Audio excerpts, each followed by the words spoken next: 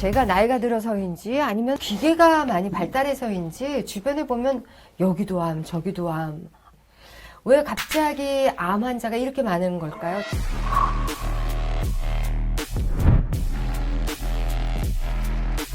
저도 십몇 년 전에 이제 갑상선 암을 알았는데 기계가 많이 발달하면서 많이 잡아낸다. 이런 얘기를 들었거든요. 맞습니다.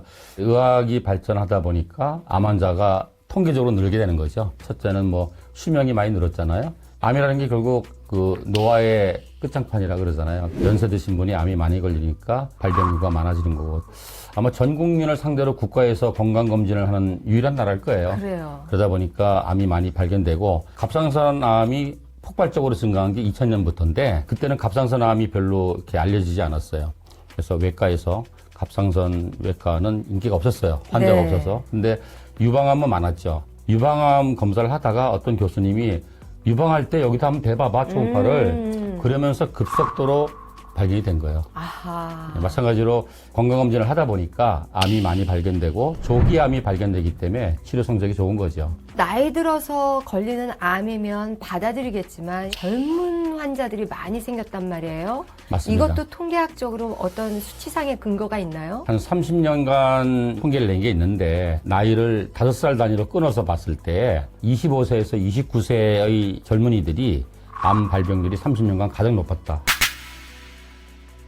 한 21%가 증가했다 그래요. 어떤 부위에 암이 많던가요? 전태암에 대해서. 어머나. 그래서 결론적으로 증가율이 제일 높은 거는 젊은 사람들이다. 젊은 세대가 암이 생긴 거는 가장 중요한 게 생활 습관이 서구화된 것들이 많죠. 아하.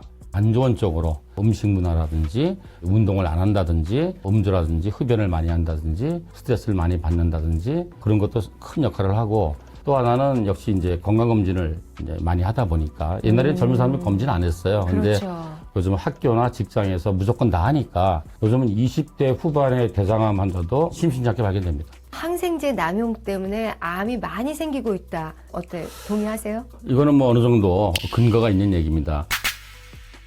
왜냐하면 우리 몸에는 우리 몸 세포의 10배가 넘는 다른 세포들이 살고 있어요. 그게 이제 장내 미생물이죠. 장내 미생물에는 우리 몸에 유익한 유익균도 있고 유해한 유해균도 있는데 항생제를 많이 쓰게 되면 유해균보다 유익균이 더 많이 죽는 거예요. 그래서 면역력이 떨어지게 되고 그러면 암 발생률이 높아질 수 있겠죠. 또 하나는 항생제를 남발하다 보면은 항생제 내성이라는 게 생기잖아요. 그래서 죽일 수 없는 균들이 나타나게 되고 그러면 어떤 감염병이 창궐하게 되고 이게 만성 감염으로 가게 되면 암이 생길 수 있는 그런 부분도 있고요. 또는 항생제에 의해서 우리 몸의 호르몬 시스템이 교란될 수가 있어요. 그러면 일부 암은 호르몬과 관계 있는 암들은 더 발병이 잘 될 수 있겠죠. 제가 감기 걸려서 뭐 콧물이 누렇다고 우리 남편이 이제 항생제를 먹으라고 주면 저는 안 먹어요. 왜 안 먹냐? 아, 냅둬라. 이제 저는 이제 좀 안 먹는 자는 주의인데 우리 남편 적재적소에 써야 된다라는 주의인데 선생님은 항생제 어떻게 드십니까? 우리 집하고 거꾸로네요. 우리 집사람은 약순이에요. 머리만 아프면 타이레놀 그리고 저는 가능하면 안 먹는데 항생제에 대해서 참 이게 처방하는 의사도 애매모호한 부분이 있고 환자들도 잘못 알고 있는 부분이 상당히 많아요. 그래서 우리가 뭐 감기 같은 경우에 항생제를 쓰는 거는 세균의 2차 감염을 막기 위해서 쓰는 건데 노란 콧물인데 이게 어느 정도 노란지에 따라서 항생제를 써야 될지 안 써야 될지 명확한 기준이 없어요. 저는 녹색이 돼도 안 먹습니다. 그건 아닌데 녹색은 이게 녹농균이라고 그래서 굉장히 위험한 균인데 아, 그래요? 위험하면 어떻게 되나요? 항생제 내성균이 나오면 염증, 고름 같은 게 녹색으로 바뀌어요. 없습니다. 저는 고름도 없고요. 네. 그래서 항생제를 어느 타임에 써야 되냐는 명확한 기준이 없기 때문에 좀 헷갈릴 때가 사실 있어요. 특히 이제 연세 드신 분들은 감기 걸리면 일단 엉덩이 주사 하나 맞아야 돼. 네. 그냥 약만 주면은 섭섭해 하세요. 그렇죠. 그래서 환자의 요구에 의해서 처방하는 경우도 상당히 있습니다. 그래서 이렇게 저렇게 해서 우리나라가 항생제를 많이 쓰는 건 맞는데 예전보다 점점 줄고 있는 그런 과정이 있습니다. 한국 사람이 유독히 암에 많이 걸리는 이유가 무엇일까요?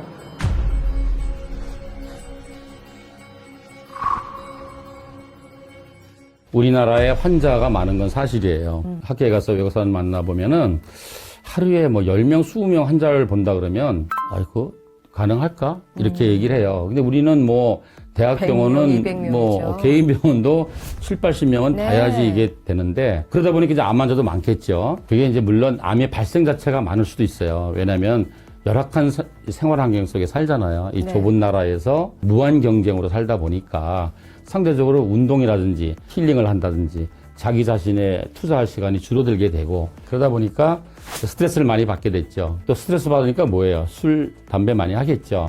그리고 살이 찌겠죠. 이러한 그 환경적인 요인도 반드시 있습니다. 여러 가지 원인에 의해서 꼭 우리나라가 자리가 나빠서 암이 많이 생기는 나라다. 누명을 쓰는 부분도 좀 있는 것 같아요. 저도 뭐 암을 한번 겪었지만 처음에 들으면 굉장히 속상했어요. 그런데 이제 주변에서 보면은 청천벽력이었다.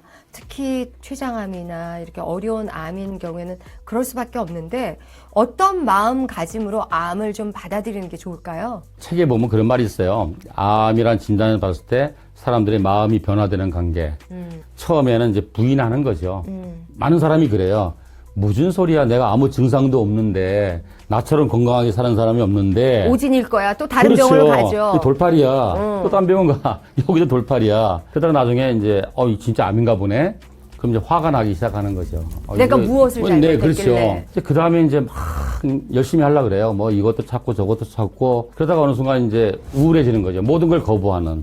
그러다 이제 마지막에 받아들인다 그러는데 20년 전과 지금에 비하면 또 많이 달라졌어요. 20년 전에는 암을 진단받으면 환자와 보호자가 상담하러 올 때 대여섯 명이 따라와요. 막 울기도 하고. 그리고 이제 계속 나는 잘못할 게 없다는 거를 나는 뭐 나쁜 것도 안 먹고 이걸 강조하시는 분이 많은데 요즘은 그냥 혼자 오세요. 기껏해야 배우자랑 같이. 대부분 혼자 오셔서 상담하시고 담담하게 받아들이는 경우가 많아요. 그래서 또 하나 느끼는 거는 죽음을 어떻게 보느냐. 얘가 굉장히 중요한 것 같아요. 그래서 제가 하는 말이 걱정은 하지 마시고 노력하세요. 근데 대부분 사람이 걱정만 하고 노력은 안 해. 냉정하게 상황을 판단하고 본인이 해야 될 거, 대학이 도움을 받아야 될 거, 그걸 잘 구분해서 그렇게 하는 분이 확실히 결과가 다릅니다.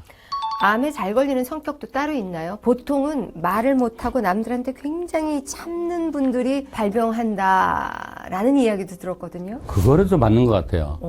제가 설명할 때 막 받아 적고 막 엑셀 파일로 정리하고 이런 분들 꽤 많아요. 그래서 이런 거 하지 마시고 적지 말고 들으시고 필요하면 내가 자료를 보내드리겠다. 그래도 계속 적어요. 그리고 정리를 쫙 해갖고 오세요. 그래서 내가 이렇게 정리해서 그 다음에 뭐 하실 거냐고. 그런 거를 내려놓으시라. 그래서 집착하는 성격, 용서를 못하는 성격, 특히 남보다 자기를 용서 못하는 성격이 굉장히 안 좋은 것 같아요. 치료가 잘 되는 성격은 또 어떤 분들이? 우리 병원에 지금 췌장암으로 6년째 오시는 분이 있어요. 췌장암이 6년? 예. 처음에 황달로 응급실 가서 수술을 못했어요. 근데 이제 항암도 하고 우리 병원 치료하면서 6개월 후에 수술을 하고 지금 4년째 항암도 안 하고 모든 게 정상이에요. 정상이요? 정상. 그분은 그래요. 지금도 6년 전에 나하고 약속했던 대로 똑같이 하세요. 일주일에 3번씩 와서 치료하고 이 식이요법을 6년간 그대로 지키세요. 네. 그리고 이제 검사 결과가 나오잖아요. 그러면 내가 설명하려고 그러면 원장님 저한테 설명하실 필요 없어요. 뭐 그래서 제가 어쩌겠습니까? 원장님 믿고 저는 그냥 내가 할 일만 하겠습니다. 그리고 병원에 와서 치료할 때 유튜브로 음악 들으시고 그런 분이 결과가 좋은 것 같아요. 긍정적인 분? 그렇죠. 그리고 의사 말씀 잘 듣는 분? 그리고 내려놓음. 내려놓음. 이거는 자기가 어떻게 할 수 있는 부분이 없잖아요. 그러니까 자기를 계속 괴롭히는 사람이 있어요. 죄의식 같은 거 느끼고 오늘 내가 나쁜 거 하나 먹었어 뭐 이런 거. 검사에서 이거 왜 조금 몰랐지? 아무것도 아닌 거. 그리고 지연 말단적인 거에 대해서 관심이 많아요. 이거 뭐 유튜브 보니까 인터넷 보니까 뭐 먹으면 안 된다는데 아주 세세하게 신경 쓰는 그런 분들이 예후가 안 좋은 것 같아요. 네. 항암 치료에서 제일 무서워하는 게 여성인 경우에는 이제 머리카락을 이제 밀어야 되고 그리고 나서 다시 날까 걱정도 되는데 한편에서는 흰머리가 오히려 검은 머리가 나더라 하시는 분도 있고 참 각양각색이에요. 표준 항암제, 세포독성 항암제는 그 암세포 중에서도 휴지기에 분열하지 않고 있는 세포는 공격 못하고 활발하게 세포 분열을 하는 암세포만 공격을 해요. 그러다 보니까 정상세포 중에서도 활발하게 세포 분열을 하는 정상세포를 공격하는 거죠. 대표적인 게 이제 점막세포, 그리고 뭐 머리카락이라든지 아니면 골수 이런 거예요. 그래서 그런 부분에 이제 항암의 부작용이 나타나는데 그래서 머리카락이 이제 탈모가 되는 거예요. 사람에 따라 탈모의 정도는 다르지만 표준항암 치료를 하면 거의 다 탈모는 되세요. 그러나 이게 이제 항암이 끝나고 일정 시간이 되면 다시 납니다. 나는데 예전과 똑같이 나느냐?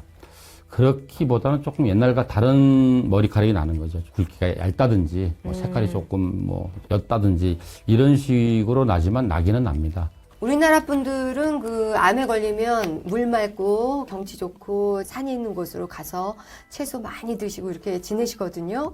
그런 생활이 확실히 도움이 될까요? 예, 당연히 도움이 되죠. 그런데 이제 주객이 전도가 되면 안 되죠. 그러니까 특히 유방암 환자들이 그런 분이 많아요. 다른 건 다 잘라도 되는데 이거는 못 자른다.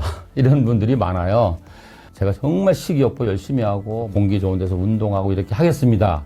그럼 제가 그래요. 아, 그러세요? 좋은 생각인데 수술, 항암, 방사선 할 수 있는 모든 거 다 하고 그때 하세요.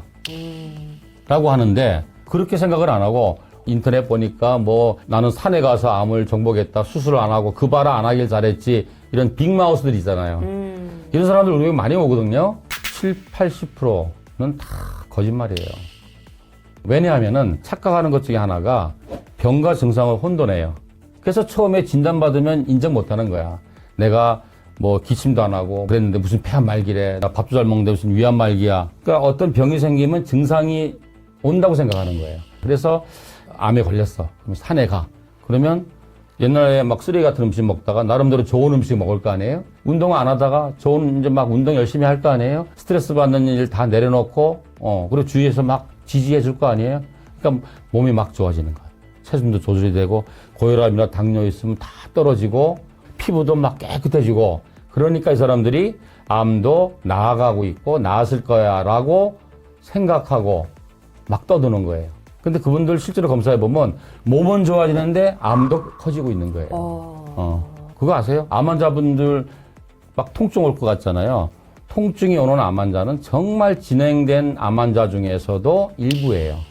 대부분 다 진통제 안 드세요. 왜냐면 우리 몸의 장기 중에서 통증을 느끼는 신경 파이버는 저 껍데기에 들어가 있거든요. 그래서 이게 간이면 간 가운데 아무리 이 종양이 커져도 안 아파요. 근데 통증을 느끼는 요 껍데기에 암이 닿아서 얘 자극을 하면 그때 아픈 거죠. 그래서 정말 제가 드리고 싶은 말은 제가 보완대체의학, 뭐 식이요법을 강조하는 의사지만 이건 어디까지나 대학에서 하는 수술, 항암, 방사선을 한 다음에 또 하면서 보조적으로 함께해서 병합치료를 하는 것이지 수술을 하지 않고 이걸 한다? 그런 거는 굉장히 위험한 거다. 그렇게 하다가 병이 악화되면 하나뿐이 없는 생명이 없어지잖아요. 그래서 반드시 정통의학의 도움을 받을 수 있는 부분이 있다면 함께 하셔야 된다. 꼭 강조하고 싶습니다.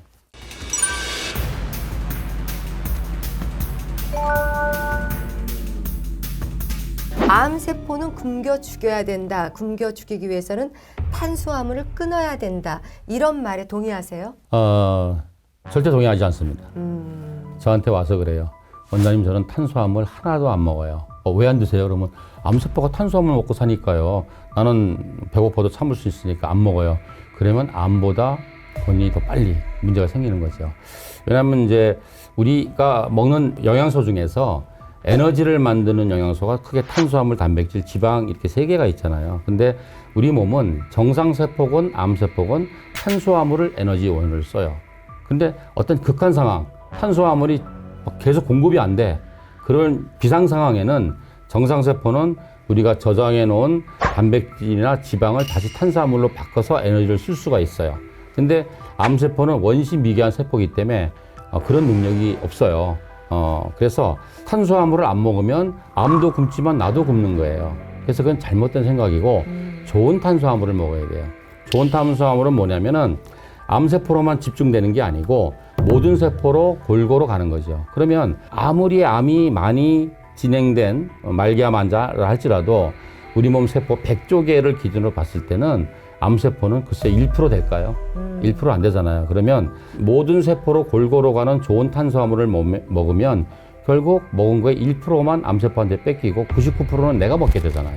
탄수를 하자면. 네. 근데 나쁜 탄수화물을 먹게 되면은 일단 몸속에 있는 암세포로 탄수화물이 다 들어가요. 아, 그래서 걔는 나쁜 탄수화물.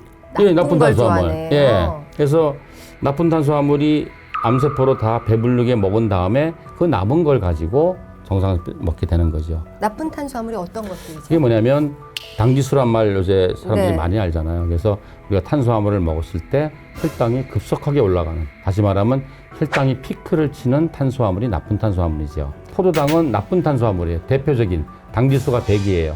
100g을 넘으면 혈당이 100이 올라가는 거거든요. 그러면 얘들은 몸속에 있는 암세포로 다 들어가요.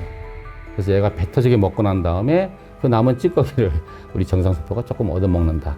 이렇게 생각하시면 되고, 또 하나는 혈당이 피크를 치게 되면은 혈당이 올라가니까 뇌가 그걸 감지를 한 다음에 췌장에 명령을 내려요.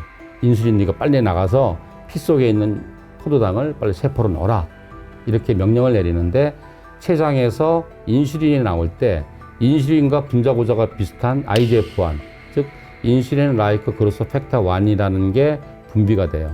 얘가 어떤 역할을 하냐면 혈액 속에 있는 암세포를 성장시키는 효과가 있는 거예요. 그래서 나쁜 탄수화물을 먹으면 암세포의 영양분을 집중적으로 공격하는 점 플러스 암세포의 성장 호르몬이 나와서 혈액 속에 있는 암세포를 성장시킨다. 그래서 2배로 나쁜 효과가 나타나는 거죠.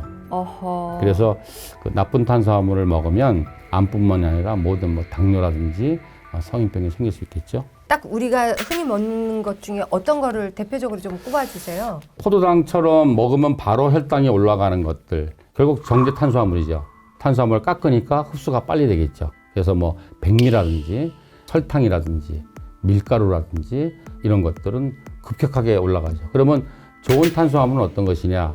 거꾸로 먹어도 혈당이 서서히 올라갔다 서서히 내려가는 것들이죠. 이게 대표적인 것이 이제 현미라든지 채소 이런 겁니다. 그래서 채소는 아시다시피 성분의 80%가 우리 몸에서 소화 흡수되지 않는 불용성 식이섬유예요. 그래서 채소는 먹어도 혈당이 아주 서서히 올라갔다 서서히 내려갑니다. 네. 워낙 뭐 식이요법으로 많이 아시는 원장님이시니까 채소를 먹으면서 이 맛도 없는 걸 계속 먹으란 말이야. 이렇게 생각하고 먹는 것과 이 인스턴트 기름 덩어리를 정말 맛있군, 골고루 먹으면 되는 거야. 뭐 이렇게 쉽게 생각하는 부류하고 어떤 게 낫다고 생각하세요? 궁죽통이란 말 아세요? 궁하면 통합니까? 통하는 거예요. 그래서 음식을 바꾼다는 거는 엄청 궁해야 돼요. 네. 식이요법을 하는 사람은 어떤 사람이 아니냐?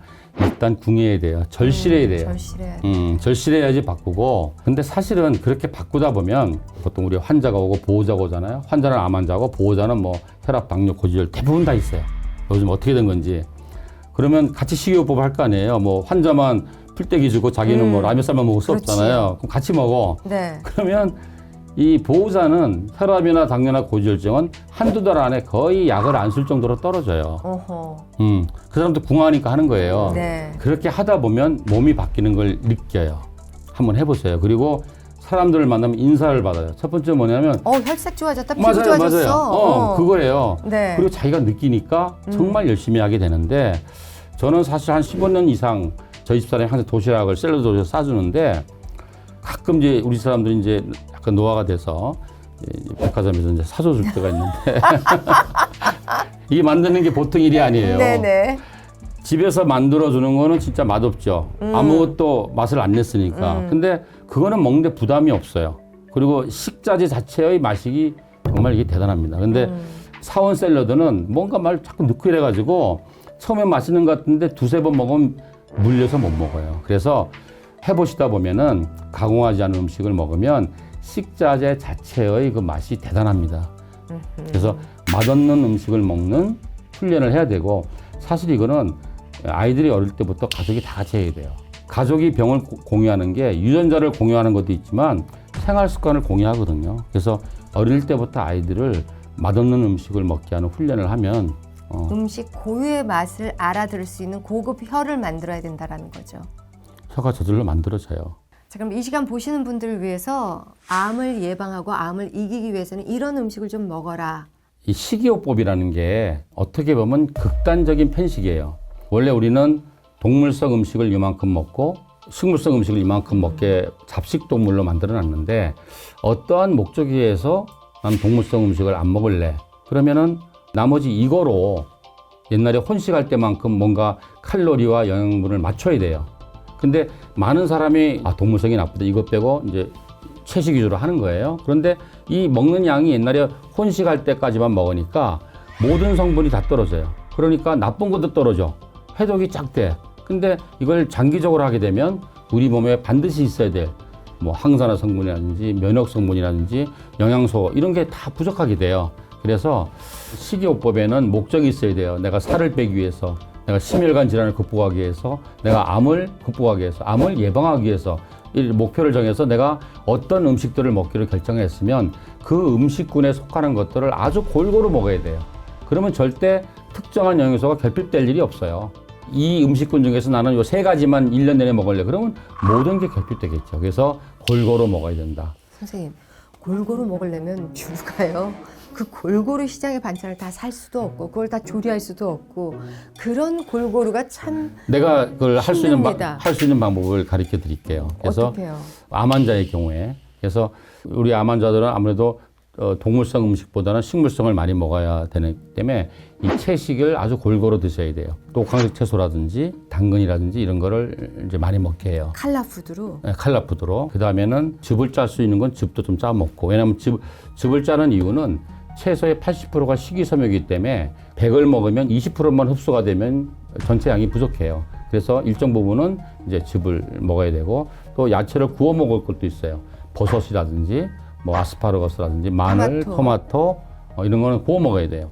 그리고 또 히포크라테스 스프라 그래서 그걸 삶아서 먹는 것도 있어요. 그래서 모든 음식을 먹을 때 제일 먼저 샐러드를 먼저 먹고 시작하거든요. 네. 샐러드 먹고 즙 먹고 그다음에 구운 거 먹고 그리고 스프로 먹고 이렇게 하면은 절대 영양소가 부족하지 않습니다. 그리고 또 뭐냐면은 공기로 먹을 때 통으로 먹어라. 전체식을 해라. 곡식도 껍데기 까고 이렇게 하지 말고 통째로 먹고 과일도 통째로 전체식을 해라. 골고루 먹고 전체식을 해라. 그리고 3번째는 혈당 피크가 없는 음식을 먹어라. 혈당 피크가 없는 식사를 하려면 혈당 피크가 없는 식재료를 선택하는 것도 중요하지만 조리하는 방법이나 먹는 순서도 굉장히 중요해요. 그래서 이런 식으로 하면은 칼로리도 절대 부족하지 않고 영양소도 부족하지 않고 우리가 원하는 목표를 도달할 수 있고 반드시 처음에 하실 때는 한 달 간격으로 체크를 하셔가지고 어떤 간 기능이나 신장 기능이나 아니면 영양소나 전해질의 부족이 없나를 확인하시는 것도 굉장히 중요합니다. 지금까지 많은 암 환자를 보면서 기억나는 암 환자가 있을까요? 20년 동안 정말 한 사람 한 사람이 인간극장이죠. 근데 우리 병원에 가장 어렸던 환자 중에 하나가 4살이 있었어요. 한 3년 전에 한 1년간 왔었는데 무슨 병이에요? 육종인데 아하. 이게 막 다발성으로 생겨요. 그래서 나중에는 이제 어떤 유전적 육종이라고 이제 밝혀졌는데 이 아이가 이제 수술도 하고 항암도 하고 그리고 또 집도 멀어요. 지방인데 일주일에 한 번씩 이제 엄마 아빠가 이렇게 데리고 오는데 이 4살짜리가 그 맛없는 샐러드와 맛없는 녹즙을 잘 먹는 거예요. 그리고 어른도 이거 링거로 주사 맞기 힘든데 간을 자꾸 하면 핏줄도 사라지고 이게 참아.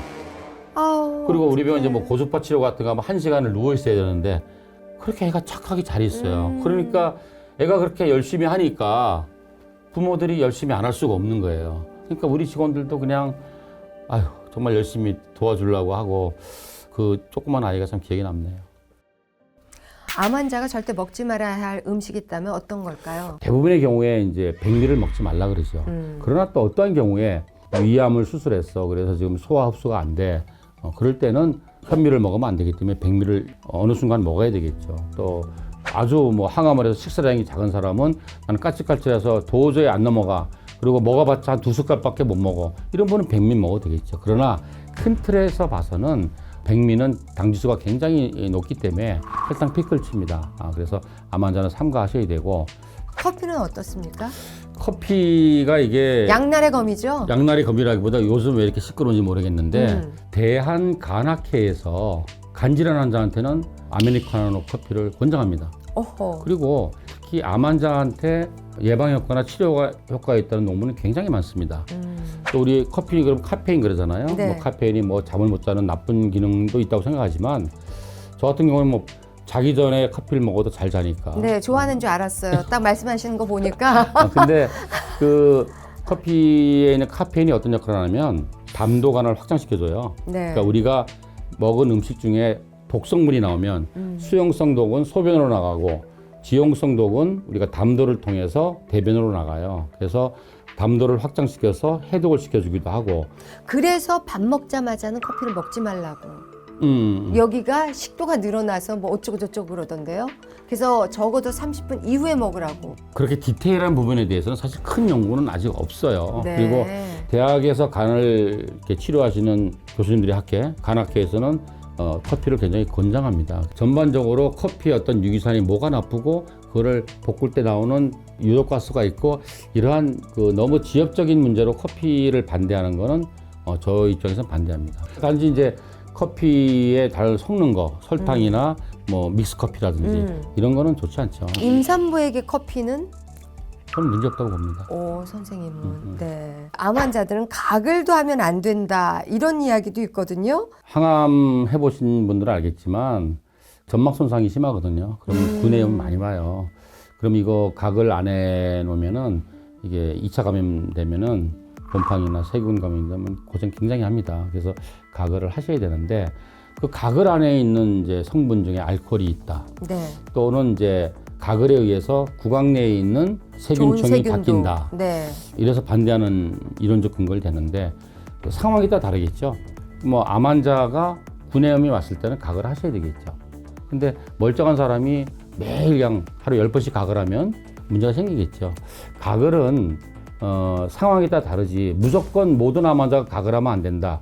이건 조금 과한 것 같아요. 외국에서는 한번 암에 걸리면 끝까지 가야 하는 성인병이라고 생각하니까 우리가 이렇게 먹지 말아야 할 음식이 암 환자뿐만 아니라 일반인에게도 건강을 도와줄 수 있는 거 아니겠어요? 당연하죠. 네. 당연합니다. 그래서 암 환자랑 암 환자 가족이 같이 식욕 보호하면 암 환자 가족은 더 빨리 좋아집니다. 먹는 게 이렇게 중요하네요. 우리 암 환자분들께서는 이렇게 먹는 것까지 신경을 쓰셔가지고 암도 이기시고 행복해지시기를 바랍니다.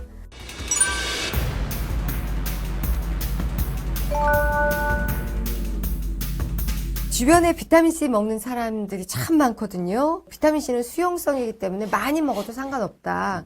소변으로 배출된다. 그래서 특별히 또 감기 기운이 있으면 막 왕창 드시는 분들 계세요. 어떻게 생각하세요? 비타민C는 이제 필수 비타민이죠. 필수 비타민이 필수하게 필요하다는 게 아니라 우리 몸에서 못 만드는 거예요. 그래서 반드시 외부에서 공급이 돼야 되는데 우리나라가 지금 잘 사는 나라이기 때문에 애지간한 경우에는 일반적인 식사로 필요량을 채우는데 특별한 목적, 내가 좀 더 건강해야 되겠어라든지 뭐 이럴 땐 더 많이 먹어야 되는데 양날의 칼이에요. 예를 들어서 입으로 섭취하는 정도의 작은 양은 우리 세포를 좋게 해주는 거야.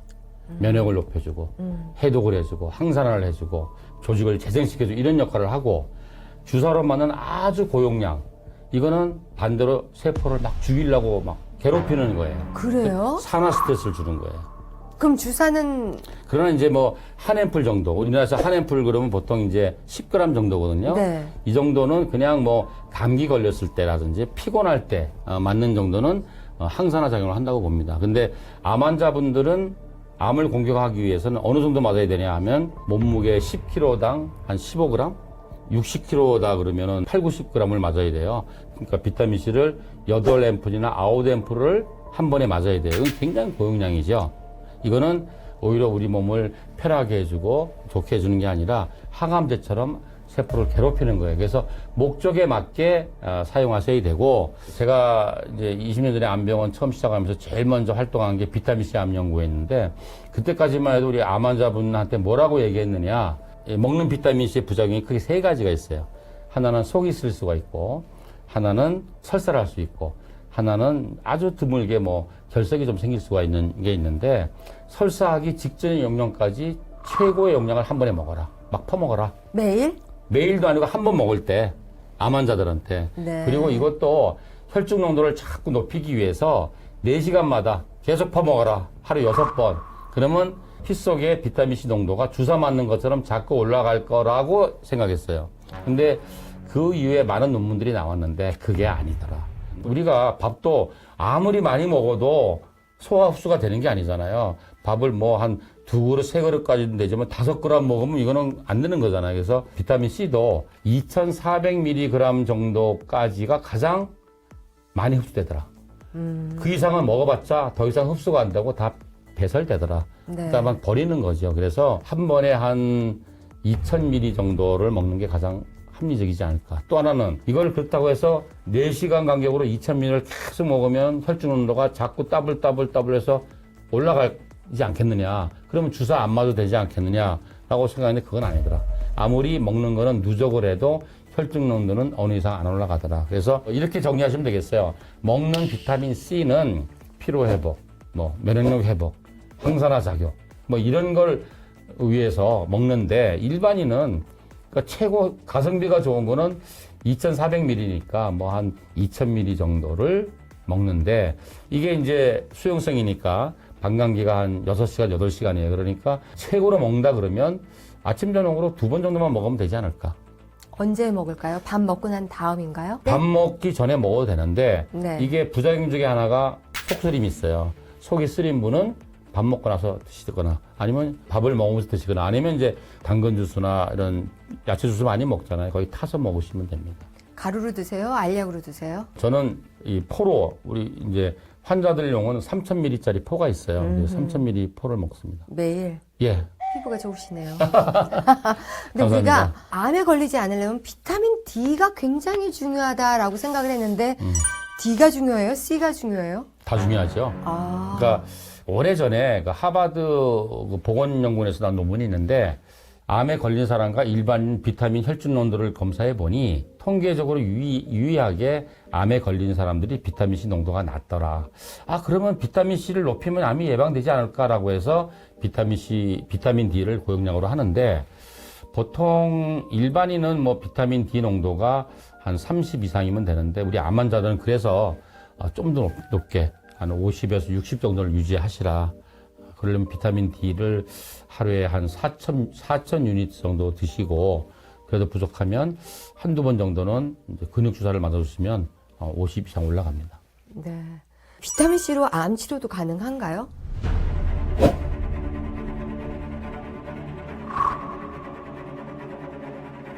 글쎄요, 제가 비타민 C 암 연구의 3대 회장을 지냈는데 그런 말들은 좀 안 했으면 좋겠어요. 뭐 하면 나아요? 뭐 하면 나아요? 예방은 도움이 크게 된다고 생각하세요? 도움은 될 수 있죠. 당연히 도움 되죠.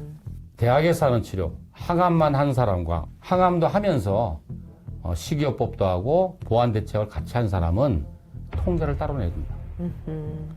왜냐면 처음에는 나도 긴가민가하고 시작했는데 이제는 통계가 많이 누적됐잖아요. 그래서 네. 우리 아버님도 식도암으로 수술에 삼성병원에서 3년 생존율이 20% 안 된다 그랬어요. 그럼 1년도 못 산다는 얘기잖아요. 근데 우리 아버님 13년 반 사셨어요. 그래서 내가 이거 시작한 거예요. 처음으로. 우리나라에는 이런 시스템이 없었잖아요. 항암밖에 없었는데 이제는 말할 수 있어요. 이제는 암의 예방이라든지 뭐 재발을 막는다든지 치료 효과를 높인다든지 생존율 이런 거를 통계를 좀 따로 내봤으면 좋겠어요. 비타민 C를 가장 가격 대비 고효율로 먹는 방법이 뭘까요? 주사일까요? 약일까요? 아니면 음식으로 그냥 채우는 게? 먹는 비타민 C는 한 번에 2,400ml 이상 먹는 거는 의미가 없어요. 다 배설되니까 맥시멈 2,000ml 정도 한 번 먹을 때 그 정도가 가장 좋지 않을까. 가성비가 제일 가성비가 좋을까요? 좋거든요. 그럼 리포존 비타민 C라고 해서 그게 더 흡수가 좋다라고 얘기를 하는데 그러니까 이제 이론적으로는 리포소말 비타민 C가 흡수력이 좋다 이렇게 되는데 이걸 아셔야 돼요. 우리가 어떠한 약이나 음식이나 이런 걸 연구할 때 처음에는 화학식 갖고 하죠. 뭐 이런 화학 구조와 이런 화학 구조가 만나면 이런 화학 구조가 나올 거야. 이론적으로는. 그러면 이제 우리가 실험실에서 비커 같은 거 해보지. 섞고 이거 나왔잖아. 이렇게 딱 되는데 그 다음에 동물 실험과 인체 실험을 하잖아요. 그 이유는 실험실은 생화학 반응이 딱 하나야. 다른 반응이 없어. 근데 우리 인체에는 이미 수만 개의 생화학 반응이 돌아가고 있는 유기체잖아요. 여기에 그게 들어왔을 때 얘들과 어떠한 상호 반응을 일으킬지는 아무도 몰라요. 그래서 임상시험을 하는 거거든요. 그래서 리포소말 비타민 C가 이론적으로는 투하력이 4-5배 높을 거기 때문에 비타민 C를 먹고 속이 쓰리거나 이런 분들은 유익하다라고 말을 하지만 글쎄 거기에 대해서는 아직까지 더 많은 연구가 필요합니다. 고려온단에서 나온 3,000ml 용량 석 달치가 한 3만 원입니다. 그러면 정맥주사 비타민C는 얼마 정도예요? 아, 그 가격도 말해야 되나? 네, 대충. 그래서 뭐 병원마다 좀 다를 수 있겠지만 네. 이제 용량이 따라 다르죠. 암 환자는 비타민C를 한 앰플 맞을 수도 있고 뭐 열 앰플 맞을 수도 있어요. 통상적으로 한 3만 원에서 10만 원 사이 되지 않을까? 한 번에. 약으로 먹는 것이 가장 가성비가 좋다라고 말씀하신 것 같습니다. 목적이 다른 거죠. 목적이. 암 환자는 이거를 항암제 역할을 하려고 하려면 주사로 맞아야 되는 거죠. 아주 고농도로. 그러나 일반인들은 그렇게 고농도로 할 필요가 없으니까 먹는 걸 드시면 되는데 먹는 거는 가성비가 가장 좋은 게 2,400이라고 하니 한 뭐 2,000mg 정도를 아침에 한 번이나 아니면 좀 더 욕심이 나면 아침 저녁으로 2번 정도만 먹으면 되지 않을까. 비타민C가 암의 치료제는 아니지만 보조제로 필요하다. 도움을 줄 수 있죠. 네. 그런 도움을 준다는 논문은 굉장히 많습니다. 뭐 연예인들도 촬영하다가 힘들면 가서 비타민C 주사 맞고 오거든요. 번쩍하죠. 네, 번쩍. 네. 피부도 금방. 아니, 왜냐면 미세 영양소는 네. 체내에 뭐 비타민C나 뭐 아연이나 구리가 충분히 있는 사람은 아무리 맞아도 뭐 물인지 뭔지를 몰라요. 근데 막 피곤하고 이게 막 떨어져 있는 사람, 활성산소가 막 나오는 사람은 딱 맞으면 나갈 때 번쩍하고 나가요. 그런 특징이 있습니다. 아니, 저 아는 분이 너무나 열심히 일을 해가지고 그 비결이 뭐냐 하니까 자기가 뭔 비맥신인가 무슨 하여튼 그걸 먹나 봐요. 일을 너무 열심히 하더니 나중에는 그냥 희마리가 없이 되면서 너무나 그런 보조제에 의존을 하면 자기 그 컨디션을 모르고 너무 과용량으로 자기 몸을 쓰는 거죠. 그런 게 바로 뭐냐면 운동 중독증이에요. 그러니까 우리가 운동을 하면은 운동 스트레스에 의해서 스테로이드 호르몬이 나와요. 스테로이드 호르몬은 만병통치약이잖아요. 파워도 나게 하고 피로도 없어지고. 그러니까 우리가 위기 상황에 우리를 지켜주는 호르몬이 스테로이드 호르몬이에요. 그런데 운동을 하면 스테로이드 호르몬이 나오니까 막 피곤도 없어지고 힘도 나고 막 기분도 좋은 거예요. 그럼 이제 오늘 너무 피곤해. 그럼 사실 쉬어야 되거든. 근데 아니야. 운동해야 돼. 막 하니까 더 막 잠도 안 자고 하는 거야. 근데 이걸 계속 하게 되면 어떻게 되냐면 스테로이드 호르몬이 부신에서 나오거든요. 부신이 이제 피곤해서 손 들어버리는 거예요. 번아웃 되는 거예요. 그럼 그때부터는 스테로이드 호르몬이 안 나오는 거예요. 네. 그럼 그래서 운동도 재미없고 속상하고. 뭐든지 과하면 탈이 나는 거죠. 많은 분들이 건강 기능식품에 관심이 많으십니다. 또 부모님 생각하면 챙겨드려야 되지 않나라는 생각도 드는데 필요하다고 생각하세요? 예, 필요하고 사실은 이제 우리나라도 건강기능식품을 검사를 통해서 필요한 부분을 필요한 양을 처방해야 돼요. 네. 외국처럼. 근데 우리는 이제 어떻게 하냐면 그냥 한 방에 여러 개 들어있는 거. 그래서 우리가 그래요. 그냥 안 먹느니 한 방에 여러 개 들어있는 거 뭐 종합 비타민, 미네랄, 뭐 항산에 다 들어있는 거 있잖아요. 그냥 막 드시면 좋지요. 그런데 어떤 목적이 있어요. 내가 너무 피로해. 내가 감기 걸렸어. 간질환이 있어. 암이야. 그럴 때는 반드시 이 사람의 구조가 망가지지는 않았지만 기능이 문제가 있을 때는 기능의학적으로 뭐가 대사가 안 돌아가나. 대사라는 게 뭐냐면 A라는 물질이 B로, B가 C로, C가 D로 돌아가는 게 대사인데 각 단계마다 A가 B로 돌아가야 될 때 필요한 조효소가 있어요. 그게 비타민이고 미네랄이에요. 그래서 이 사람이 검사를 했더니 이 사람은 C에서 D로 안 넘어가는구나. 그러면 C에서 D로 넘어가는 영양소를 집중적으로 처방해 줘야죠. 그러게요. 피 검사를 딱 해서 뭐가 필요하면 딱 병원에서 처방해 줬으면 좋겠는데 그게 안 되다 보니까 우리들은 갈팡질팡입니다. 제 생각에는 하나만 먹어라. 그럼 저는 유산균. 1번. 1번. 하나를 더 먹어라. 그럼 비타민 C. 또 하나를 더 먹는다. 그럼 비타민 D. D. 어떤 분은 또 비타민 B가 중요하다고. 근데 그 다음에 말하려 했는데. 순서대로. CDB군요. 네. 그래서 그 다음에는 B는 콤플렉스를 먹어야 돼요. B 콤플렉스가 이제 에너지를 만드는. 네. 그거 아세요? 마늘 주사가 뭔지? 마늘 주사요. 마늘을 만들었잖아. 모르겠네요. 의사 선생님도 마늘 주사를 마늘로 만드는지 아는 사람이 있는 거야. 그래요. 마늘 주사가 뭘로 만들었어요? 비타민 B 아니에요. 근데 왜 마늘이라고 그래요? 어떤 분들은 그걸 맞을 때 코에서 마늘 냄새가 난다고 해서 그러니까 이게 문제면 우리가 암 환자나 이런 대사질환 환자를 치료하기 위해서 기능성 주사를 국산화시켰어요. 2017년에. 근데 이거를 일부 병원에서 별명을 줬어. 신데렐라 주사. 그게 알파리포산이라고 강력한 항산화제예요. 배곡 주사도. 배옥주사, 그거는 글루타치온이에요. 네. 주로 해독에 관여를 하고 항산화 작용도 하고 또 뭐냐면 색소세포가 뭉쳐있는 걸 분산시켜줘요. 그러니까 잡티가 얇아지니까 피부가 맑아져서 그걸 또 배옥주사. 배곡 주사 많이 마시신 것 같은데요. 이렇게 하다 보니까 기능을 도와주는 치료를 하기 위해서 만든 주사가 미용주사로 돼버린 거예요. 좀 아쉬움이 있어요. 그래서 비타민C도 1원짜리부터 100원짜리가 있어요. 인터넷으로 제일 싼 거 사 먹을 것이 아니라 검사해서 내가 어떤 영양소가 필요한지를 처방을 받아서 먹어야 될 걸 먹고 주사로 해야 될 건 주사로 하고 이런 식으로 할 때가 되지 않았나.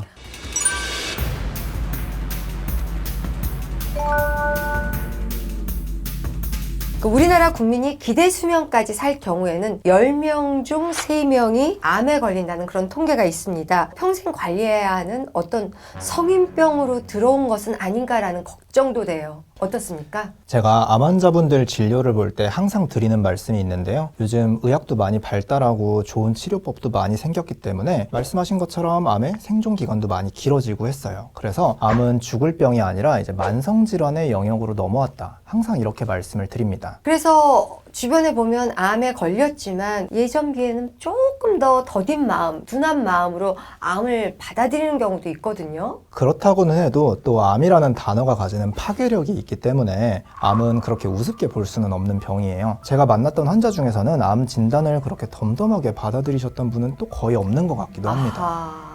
아무리 암이 흔하다고 하지만 무서운 병이라는 말씀이거든요. 미리미리 좀 예방할 수 있다면 최대한 노력해야 합니다. 그렇다면 암 예방을 위해서 우리가 피해야 할 음식 좀 골라주세요. 어떤 음식이 암에 나쁜지, 어떤 게 몸에 좋은지 이걸 알고 있어야 평소에 식습관을 조금이라도 바꿀 수 있으니까요. 오늘 암에 안 좋은 음식들 몇 가지 한번 소개해 드려 볼게요. 일단 첫 번째 암에 안 좋은 음식, 뭐 당연한 얘기지만 술입니다. 예, 술 같은 경우는 뭐 저도 좀 먹고 있긴 합니다만 그래도 이게 WHO에서 1급 발암물질로 지정이 된 물질이에요. 술이 어떤 암을 유발할 수 있는가에 대한 연구 결과가 되게 많습니다. 그렇다 보니까 이 술을 한 잔이라도 먹게 되면은 암에 걸릴 위험이 높아진다 이렇게 생각을 하시는 게 맞기는 합니다. 소주는 요만큼, 맥주는 요만큼, 와인은 요만큼 잔 정도만 먹으면 된다라고 우리는 좀 위로하면서 먹었던 것 같은데 그 정도도 안 되는 걸까요? 와인 한두 잔은 괜찮지 않냐 이렇게 말씀하시는 분도 있긴 한데 요즘 연구 결과들을 종합해보면 술은 단 한 잔도 안 좋다. 이게 맞는 말인 것 같아요. 한 연구 결과에 따르면 하루에 알코올 50g, 이게 맥주 2잔이거든요. 이거를 주기적으로 마신 사람들의 경우에 유방암의 발병 위험은 5배까지 높아지고요.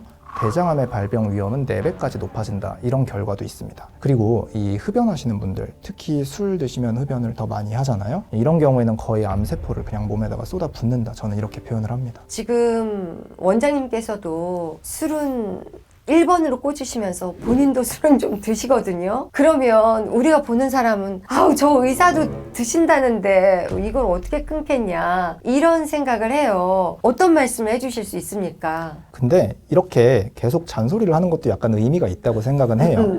몸에 별 영향이 없다라고 생각하면 오히려 더 많이 마시게 될 수도 있고 한데 그렇죠. 그래도 이제 이런 생각을 한쪽에 가지고 있으면 드시는 양이 좀 줄지 않을까 아니 이렇게 생각합니다. 적포도주 한 잔이면 심장병에도 좋다는 그 연구는 또 왜 나왔던 거예요 그럼? 이게 이제 술을 드시는 분들이 항상 갖다 붙이는 근거긴 한데요. 그 연구가 어떤 내용이냐면 이 프랑스 사람들이 기름진 음식을 되게 많이 먹잖아요. 그런데 미국인들에 비해서 심장병의 발병률이 오히려 더 낮더라.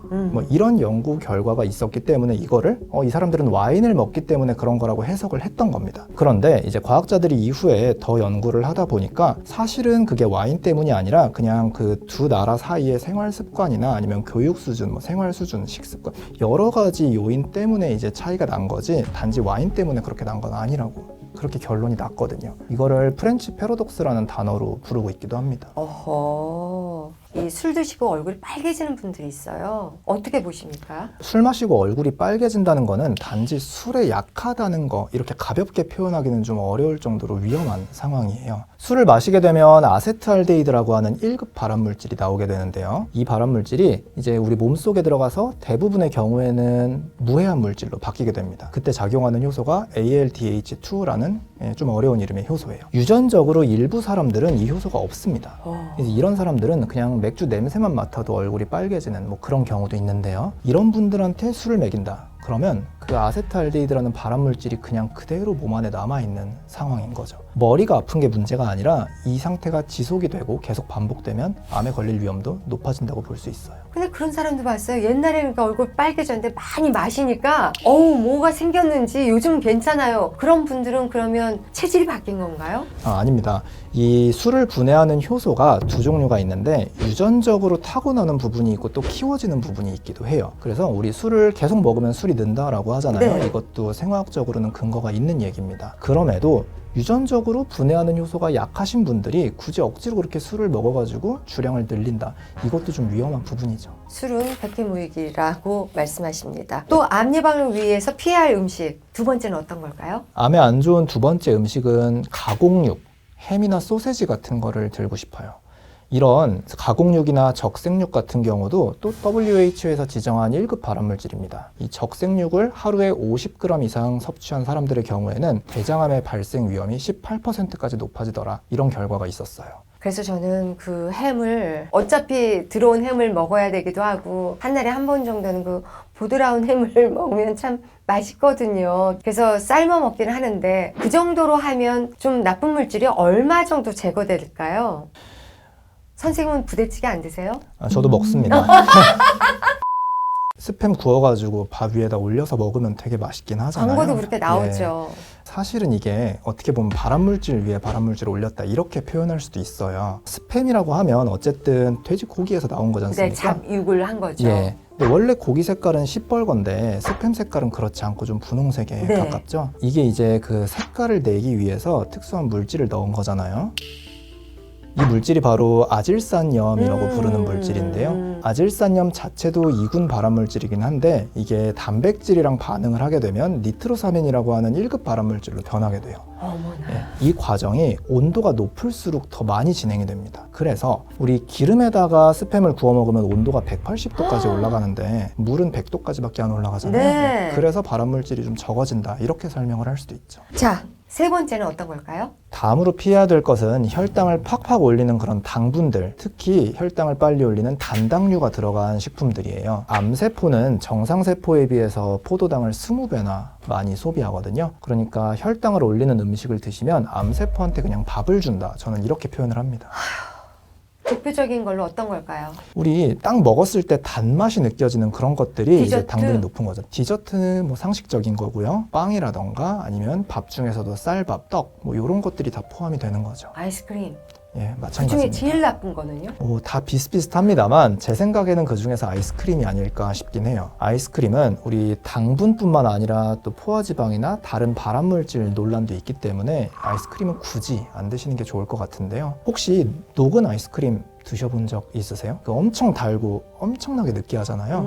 아이스크림은 차가워서 우리가 잘 못 느끼지만 당분이랑 그 포화지방이 엄청나게 들어있고요. 또 아이스크림이 잘 안 녹게 만들려고 거기다가 카라기난이라고 부르는 물질을 추가한다고 합니다. 이게 그 홍조류에서 추출한 다당류긴 한데 발암물질 논쟁이 좀 있어요. 이거를 꾸준히 먹으면 몸이 만성 염증이 생긴다던가 아니면 대장암이 생길 위험이 높아진다. 이런 얘기가 좀 있어서 그래서 아이스크림은 굳이 안 드셔도 되지 않을까.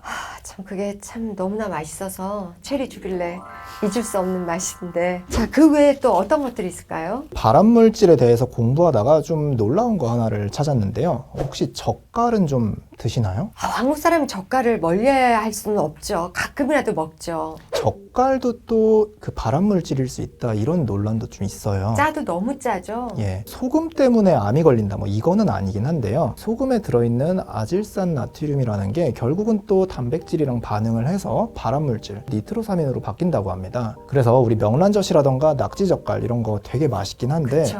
저는 좀 극단적으로 말씀드리자면 좀 비싼 쓰레기다 뭐 이렇게 설명은 드리고 있어요.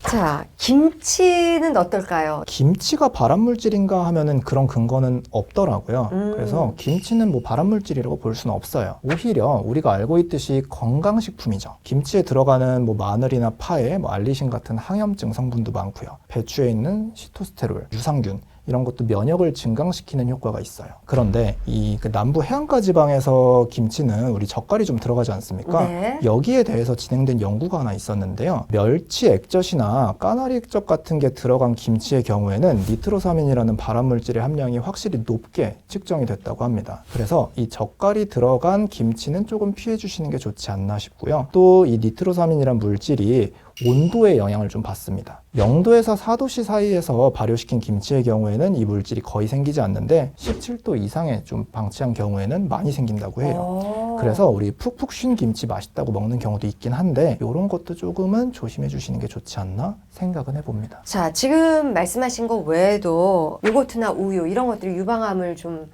일으킨다. 이건 맞는 말인가요? 예, 일정 부분 근거가 있는 말이에요. 왜 그러냐면 유방암이나 난소암 같은 이런 여성 질환들은 여성 호르몬의 영향을 받거든요. 그런데 우유나 유제품은 이 여성 호르몬과 유사한 기능을 한다고 알려져 있어요. 대표적인 예시를 좀 들어보면 우유가 분해돼서 나오는 갈락토스라는 물질이 있는데요. 이 갈락토스가 난소 암세포를 자극한다라는 결과가 있어요. 그래서 50만 명을 대상으로 진행했던 연구가 있는데 하루에 우유를 3잔보다 많이 드신 여성분들의 경우에는 난소암의 발병 위험이 높더라 이런 결과도 있고요. 유방암 같은 경우도 그런데요. 유방암은 우유에 들어있는 성장 호르몬인 IGF-1이라는 물질에 영향을 받아요. 그래서 우유를 하루에 한 3잔, 4잔 이렇게 많이 드시는 분들의 경우에는 유방암의 발병 위험도 높은 걸로 확인이 됐던 적이 있어요. 근데 우유가 그러면 무조건 발암 물질인가? 이건 아니거든요. 몸에 좋은 물질들도 분명히 있어요. 그렇다 보니까 저는 우유 같은 경우 여성분들 특히 하루에 한두 잔 정도는 걱정 없이 드셔도 되고 몸에 좋다고 막 많이 드시는 것만 좀 피해 주시면 걱정 안 하셔도 될 것 같습니다.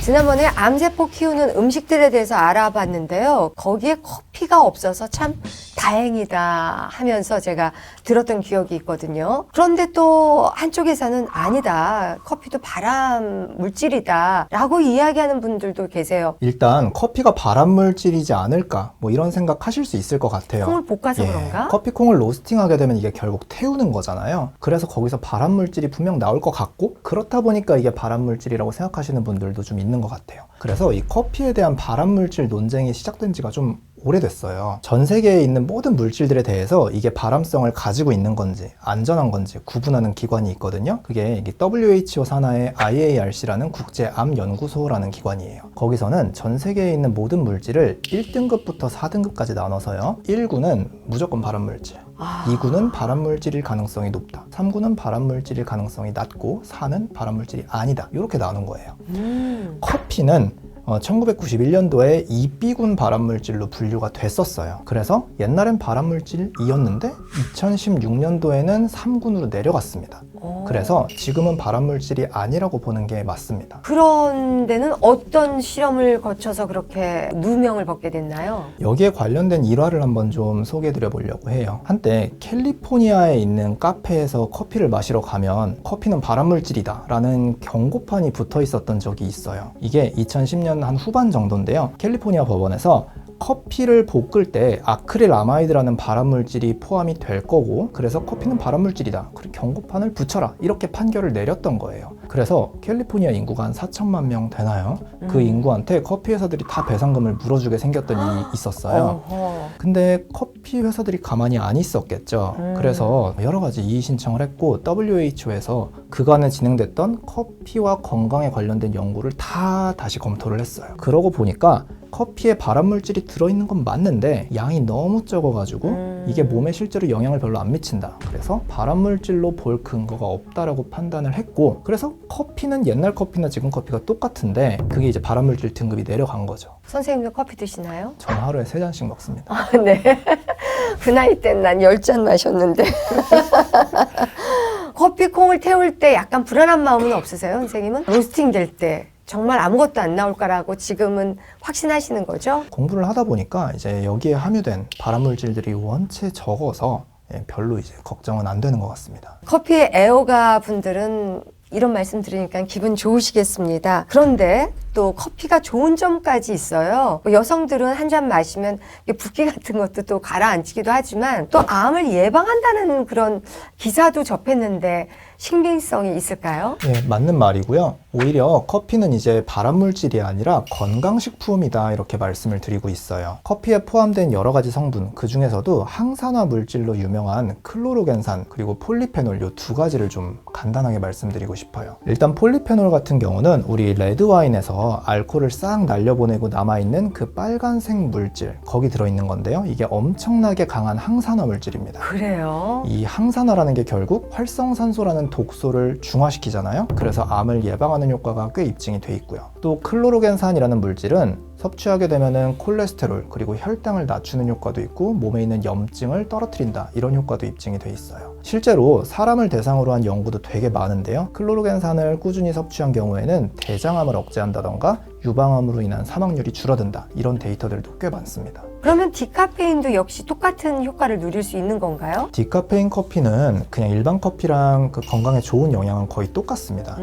디카페인 커피는 뭐 물이라던가 이산화탄소, 용매 같은 걸 사용해서 카페인만 싹 빼내고 이제 나머지 성분은 그대로 두거든요. 대규모 연구가 하나 있어요. 일반 커피, 디카페인 커피 이렇게 비교를 해서 이거를 한 50만 명 정도 되는 사람들한테 쭉 추적 관찰을 했거든요. 그랬더니 커피의 종류랑은 무관하게 하루에 커피를 3잔 정도 마시는 사람들이 제일 사망률이 적더라 이런 결과도 있었습니다. 아, 그래서 꼭 3잔을 드시는군요, 선생님. 예. 자, 믹스커피는 어떨까요? 제 친구는 믹스커피를 너무 많이 먹어서 저는 걱정되거든요. 믹스커피 딱 생각해보면 되게 달고 맛있으니까 네. 또 건강에 안 좋을 것 같잖아요. 이것도 맞는 말이긴 한데 그렇게 또 건강에 나쁘진 않다. 저는 이렇게 한번 말씀드리고 싶어요. 왜 그러냐면 믹스커피에 들어있는 것 중에 몸에 안 좋은 게 뭘까요? 설탕이 있겠고 카제인 나트륨이니 예, 무슨 그런 프림 거. 뭐 이렇게 프림. 두 가지 네. 딱 들을 수 있겠죠. 이게 몸에 안 좋은 건 맞아요. 근데 다른 식품들에 비해서 그 양이 별로 많지 않아요. 그래서 우리 평소에 먹듯이 그냥 믹스커피 한두 잔 정도 드시는 거는 전혀 지장이 없다. 전 이렇게 말씀드리고 싶은데요. 프림 같은 경우는 이 프림이 야자유로 만들어지는데 그게 라우르산이라고 해서 LDL을 높여요. 그래서 몸에 안 좋은 건 맞습니다. 믹스커피 한 잔에는 포화지방이 1.5g 정도 들어있는데요. 이게 요플레에 들어있는 양이랑 거의 비슷하고 우유에는 한 컵을 마시면 포화지방이 5g 정도 들어간다고 해요.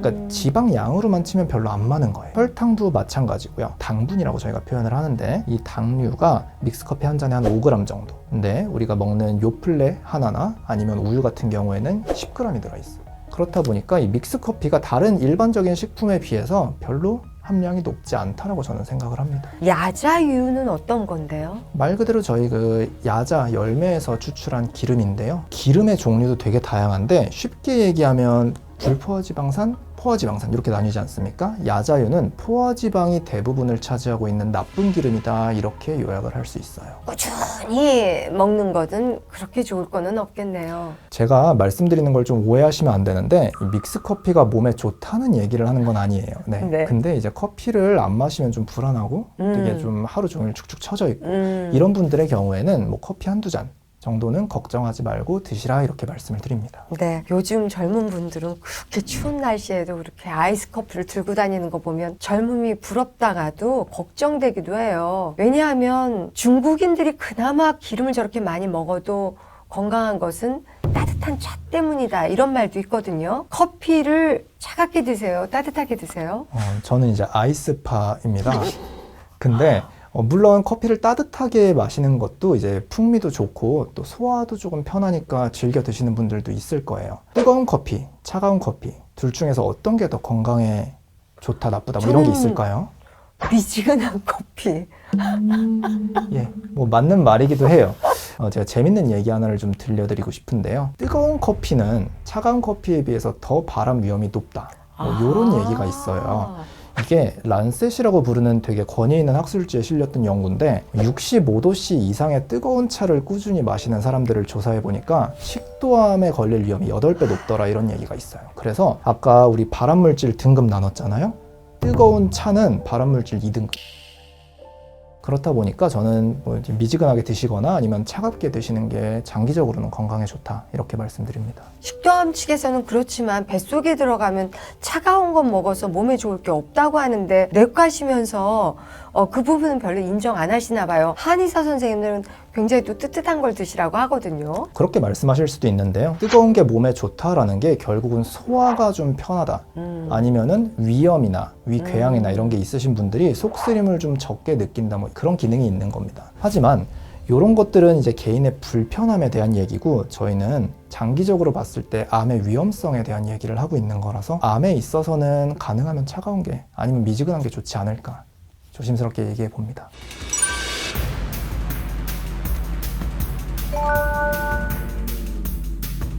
대한통합 암학회 이사장이자 신경외과 전문의 김진목 원장님 나오셨습니다. 반갑습니다. 안녕하십니까. 안녕하세요. 어떤 암은 걸리면 엄청 이루말 할 수 없는 통증이 있다고 들었거든요. 어떻습니까? 예, 암은 초기에는 전혀 아프지 않습니다. 그래서 진단이 늦게 되는 거죠. 암이 진행되면 정상 조직을 압박하게 되니까 통증이 생깁니다. 특히 뼈 전이가 있으면 전이된 부분에 통증이 심하게 되는데 뼈는 감각신경이 많이 분포되어 있기 때문에 처음 암이 생긴 자리는 통증을 못 느끼고 모르고 있다가 이게 전이된 뼈 부위의 통증 때문에 정형외과 가기도 하고 신경외과 가기도 하고 거기서 처음 암을 원발암이라고 합니다.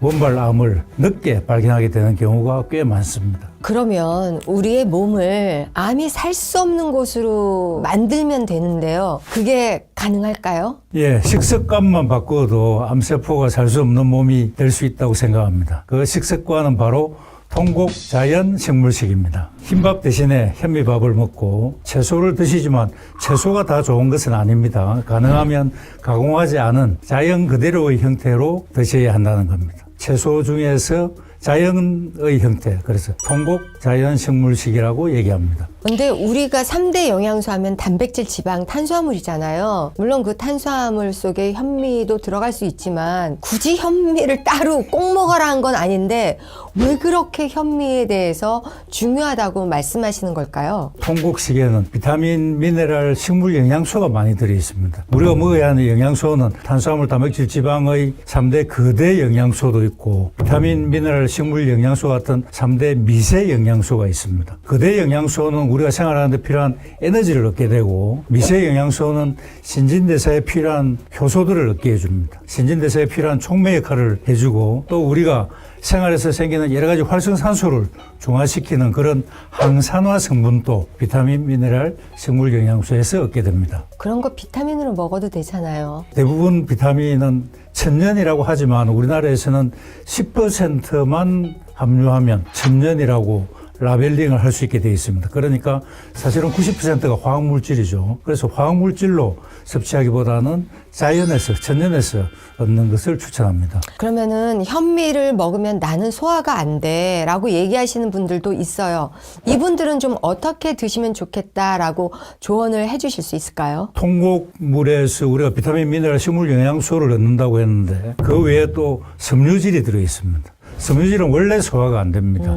동물들은 섬유질을 소화 분해시켜서 영양소를 얻게 되지만 사람은 섬유질을 분해할 능력이 전혀 없습니다. 그러니까 위나 소장에서 흡수되지 않고 그대로 대장까지 내려가고 장 속에서 수분을 흡수해서 부피가 팽창하기 때문에 속이 그득해지고 소화가 안 되는 느낌이 나는 게 당연한 거죠. 채소를 먹으면 섬유질 때문에 소화가 안 되니까 속이 불편하게 느끼게 되지만 수분을 흡수해서 부피가 커지면서 장 속 통과 시간이 빨라집니다. 그리고 수분을 흡수해서 부드러워집니다. 우리가 먹은 음식 속에 포함된 나쁜 성분들을 흡착해서 대변으로 배설시켜주는 고마운 작용을 해줍니다. 원래 소화가 안 되는 성분이기 때문에 속 편하게 먹을 방법은 없습니다. 하지만 본인의 장 상태에 맞춰서 조금씩 양을 증가시키면 적응될 수는 있습니다. 그리고 잘 씹어서 입속에서 죽 형태로 만들어서 삼키면 배가 덜 불편하게 됩니다. 그러면 이제 우리가 현미를 먹을 때는 어느 정도 씹어야 되나 했더니 그냥 거의 물처럼 씹어야 맞습니다. 되나요? 예. 그 위가 할 일이 너무 없잖아요. 통곡물이나 채소에는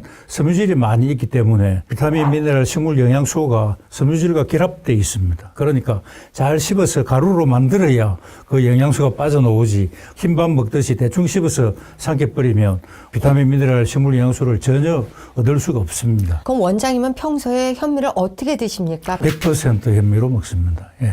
그게 가장 맛있습니다. 현미밥에 맛을 들이면 찰현미가 섞이면 섞일수록 이제 싫어요. 식감이 나빠집니다. 예. 암을 예방하는 음식과 항암 치료 중에 먹는 음식이 달라야 한다라는 그런 말도 있던데요. 어떻습니까? 그렇습니다. 항암 치료 중에는 면역이 떨어지고 체중이 많이 감소합니다. 암 환자는 채식을 먹어야 한다고 알고 계신 분이 너무 많아서 독한 항암 치료 중에도 채식만 고집을 하시다가 체력을 이기지 못해서 항암에 실패하시는 분들도 꽤 많습니다. 그래서 항암 치료를 받지 않을 때는 채식을 하시면 좋겠지만 항암 치료를 받고 있는 시기에는 잘 드시는 것이 중요합니다. 그러면은 그 항암 치료를 할 때는 잘 먹어야 한다라고 말씀하셨는데 고기 같은 걸 먹어야겠네요. 그렇습니다. 예. 고기 생선 가리지 말고 뭐든 잘 먹으셔야 됩니다. 그리고 채소나 과일도 가능하면은 자연 그대로의 형태로 가공하지 않고 드시는 게 좋겠습니다. 우리가 들을 때는 고기도 흰살 쪽으로 먹어라. 붉은색은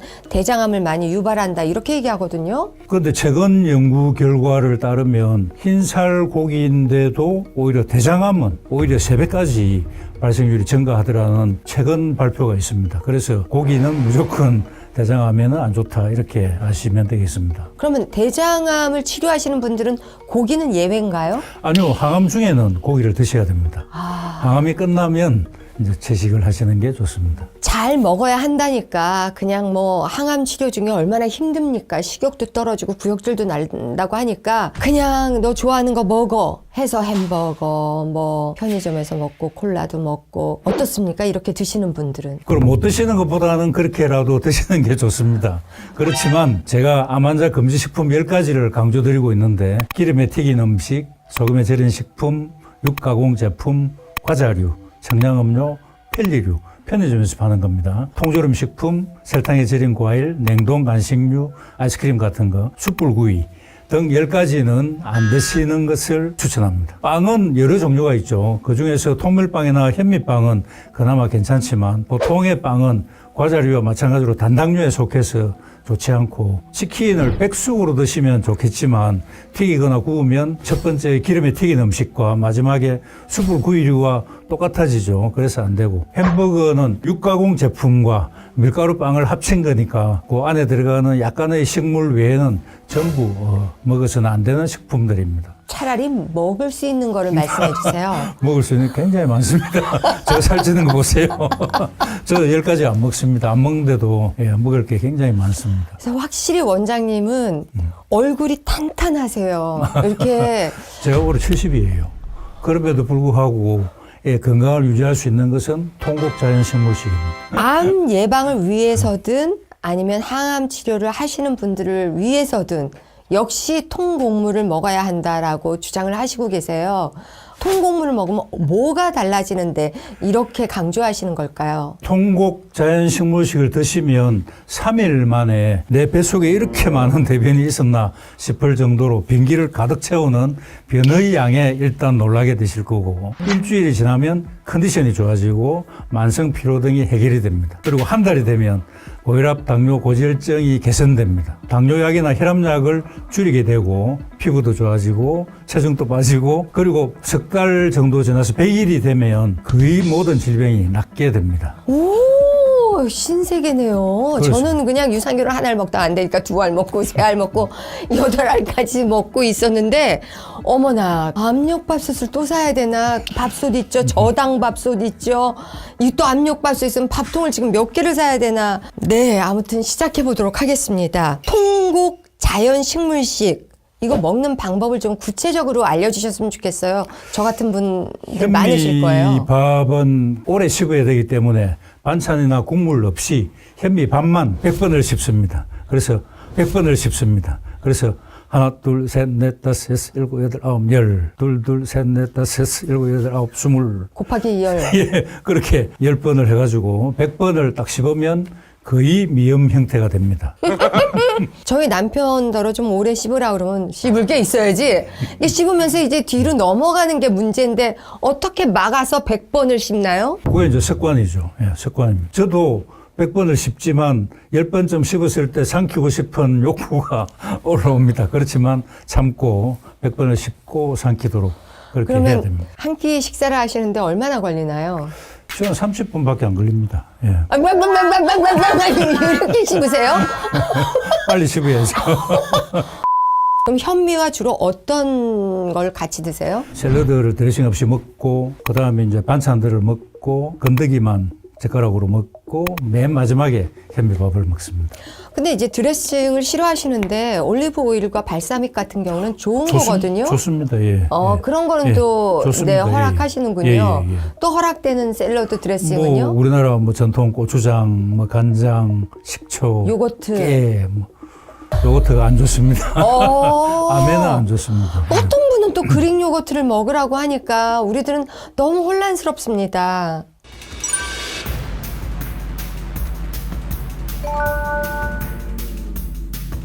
암을 예방하기 위해서 피해야 하는 음식은 어떤 걸까요? 특히 탄 음식, 우리나라 사람들이 숯불구이를 너무 좋아하시기 때문에 요거는 1군 발암 물질이 만들어지죠. 미국 사람들이 바베큐 더 많이 합니다. 우리나라 젊은 사람들이 미국 사람들 평균보다도 고기를 훨씬 많이 먹습니다. 예, 그게 문제예요. 그리고 그 다음에는 햄, 베이컨, 소세지 같은 가공육류, 이것도 아질산 나트륨 때문에 1군 발암 물질입니다. 그 다음 세 번째는 도넛입니다. 도넛은 튀김이고 설탕까지 첨가되죠. 도넛은 미국에서 5대 발암 식품 중에 하나로 도넛을 꼽았을 정도로 굉장히 안 좋습니다. 마지막 네 번째로 제가 소금을 꼽고 싶습니다. 한국인은 너무 많은 염분을 섭취하고 있습니다. 소금은 대표적인 발암식품이고 특히 위암은 직접적인 원인이고 다른 암들도 염분을 많이 섭취하게 되면 신진대사가 방해되고 세포가 노쇠되고 돌연변이를 일으키고 이래서 다른 암들도 간접적인 원인이 됩니다. 우리나라 음식은 다 소금이 들어가 있어요. 반찬 자체가 소금 들어간 거를 어떻게 해야 될까요? 그나마 괜찮은 것은 된장입니다. 콩이 발효가 되면 아플라톡신이라고 하는 발암 물질이 만들어지거든요. 그런데 우리나라는 된장을 만들 때 소금을 넣으니까 이 소금이 아플라톡신 발생을 억제해 줍니다. 아플라톡신은 간암을 초래하는 원인 물질로 이미 1992년도에 발표가 되어져 있습니다. 된장은 전통 장류 중에서 그나마 괜찮은 식품이고 발효하면 단백질, 유산균 같은 좋은 성분들이 많이 발생합니다. 우리나라 전통 장류가 모두 염장식품이라서 한국인들의 염분 섭취량이 너무 많아서 여러 암들의 원인이 되기 때문에 저염으로 드시도록 노력해야 됩니다. 일반 가정에서 식사할 때 보면 삼채소 위에 밥을 얹고 쌈장을 듬뿍 올려 먹고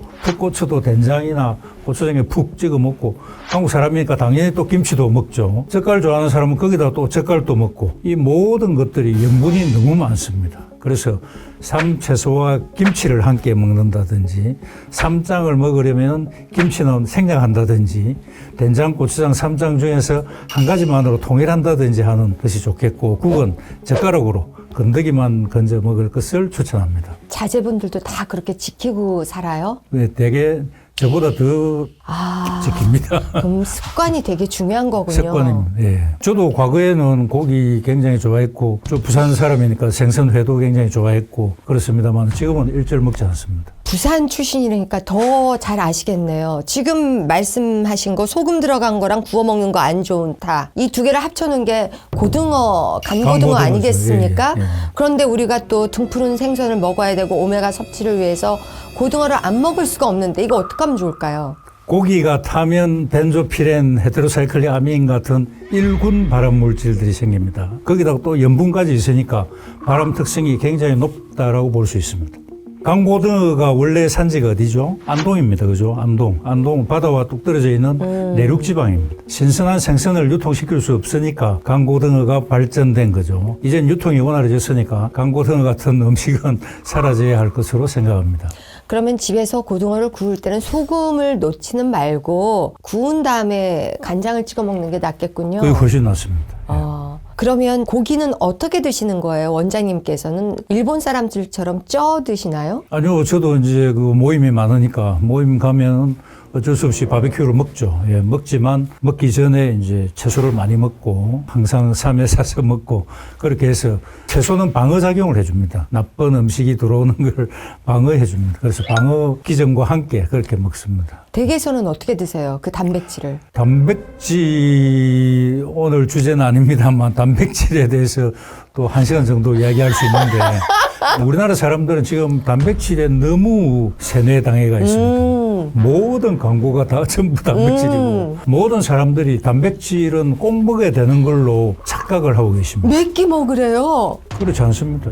단백질은 자기 체중당 0.8g입니다. 그쵸. 그러면 90g 정도예요. 예, 60kg다 그러면 48g밖에 안 돼요. 48g이면 얼마 안 됩니다, 양이. 네. 예. 그런데 밥에도 들어있죠, 채소 반찬에도 들어있죠, 두부에도 있죠. 고기를 안 먹어도 단백질은 절대로 부족하지 않습니다. 삶아 드시거나 쪄 드시진 않으시나 봐요. 아니 그렇게 먹으면 좋죠. 예. 맛이 없어서. 맛이 이제 그것도 입맛이에요. 수육을 좋아하시는 분은 절대로 또 안 구워 드시거든요.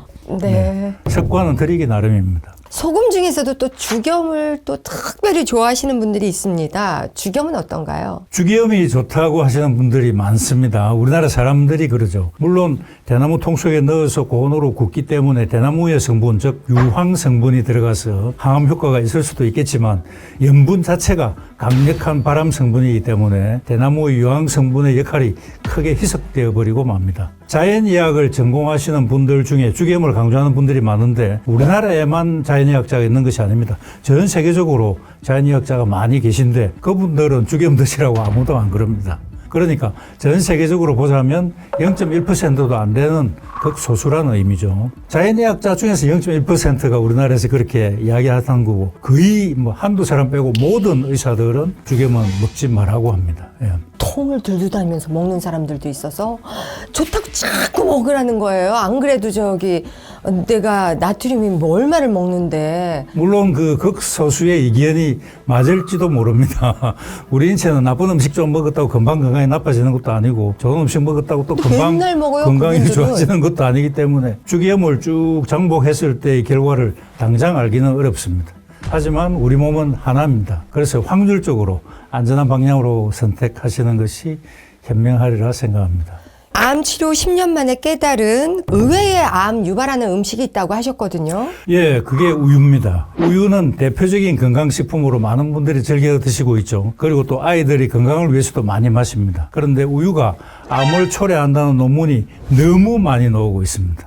우유 속의 단백질이 암을 초래한다는 게 1992년도에 미국 코넬 대학교의 콜린 캠벨 교수라고 전 세계적으로 가장 유명하신 영양학자신데 그분이 발표한 논문이 최초의 논문이고 그 이후에도 석유화학공업이 계속 발전하면서 화학물질들이 많이 생산되어서 우유를 만들 때 젖소의 사료나 또 환경 개선을 위해서 여러 가지 항생제, 살충제, 소독제 이런 걸 많이 쓰게 되죠. 이 모든 것들이 화학물질들이 우유 속에 들어가기 때문에 건강에 좋지 않습니다.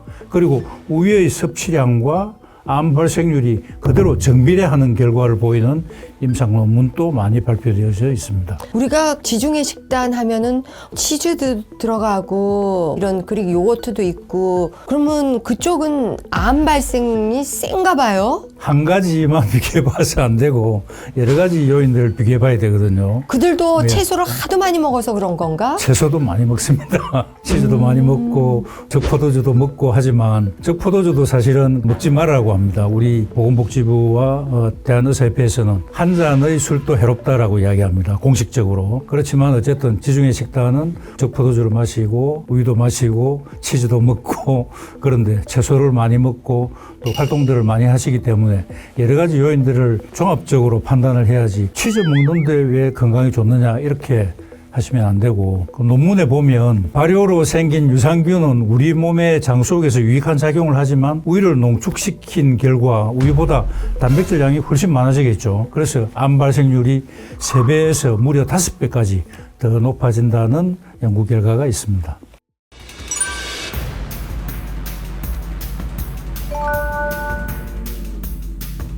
흔히 암은 유전적 요인이 강하다고 생각을 해서 집안 내력에 암 환자가 없으면 굉장히 안심하는 분들도 계십니다. 어떤가요? 그렇지 않습니다. 세계보건기구에서 발표한 암의 원인을 보면 유전적인 요인은 5 내지 10%밖에 안 되고 90에서 95%는 환경적인 요인이라고 얘기하고 있습니다. 근데 막상 병원에 가면 가족력 다 하고 심각한 얼굴로 쳐다보고 안젤리나 졸리도 그 어머니가 유방암이었다고 멀쩡한 가슴에 이제 미리 수술을 하고 그러잖아요. 있잖아요. 우리 현실과 이런 통계는 또 다른 것 같아요. 관점에 따라서 다를 수가 있는데 후성유전학이라고 하는 분야도 있습니다. 그렇게 유전자를 타고났지만 내가 후천적으로 어떤 노력을 하는가에 따라서 그 유전자가 작동되지 않게 만들 수가 있다는 게 후성유전학입니다.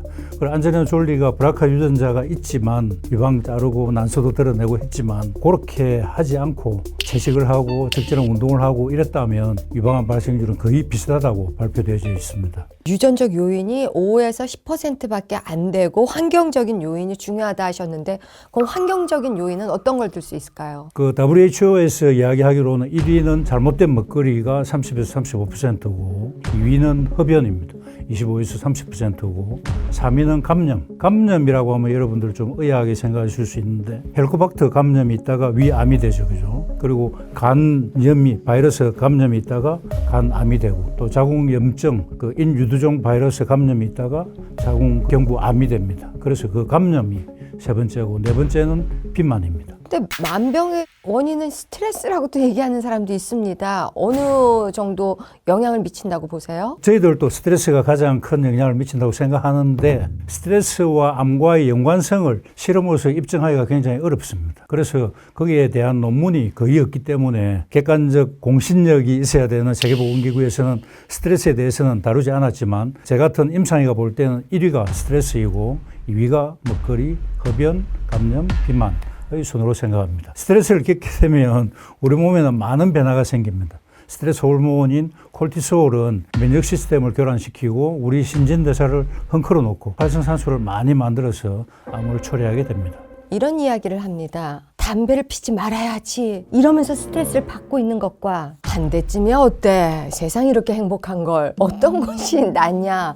예, 제 의사 친구들도 그러면서 담배 피우는 애들이 많은데 그럼에도 불구하고 피우는 사람이 훨씬 건강에 좋지 않다. 과학적으로 입증되어 있습니다. 네.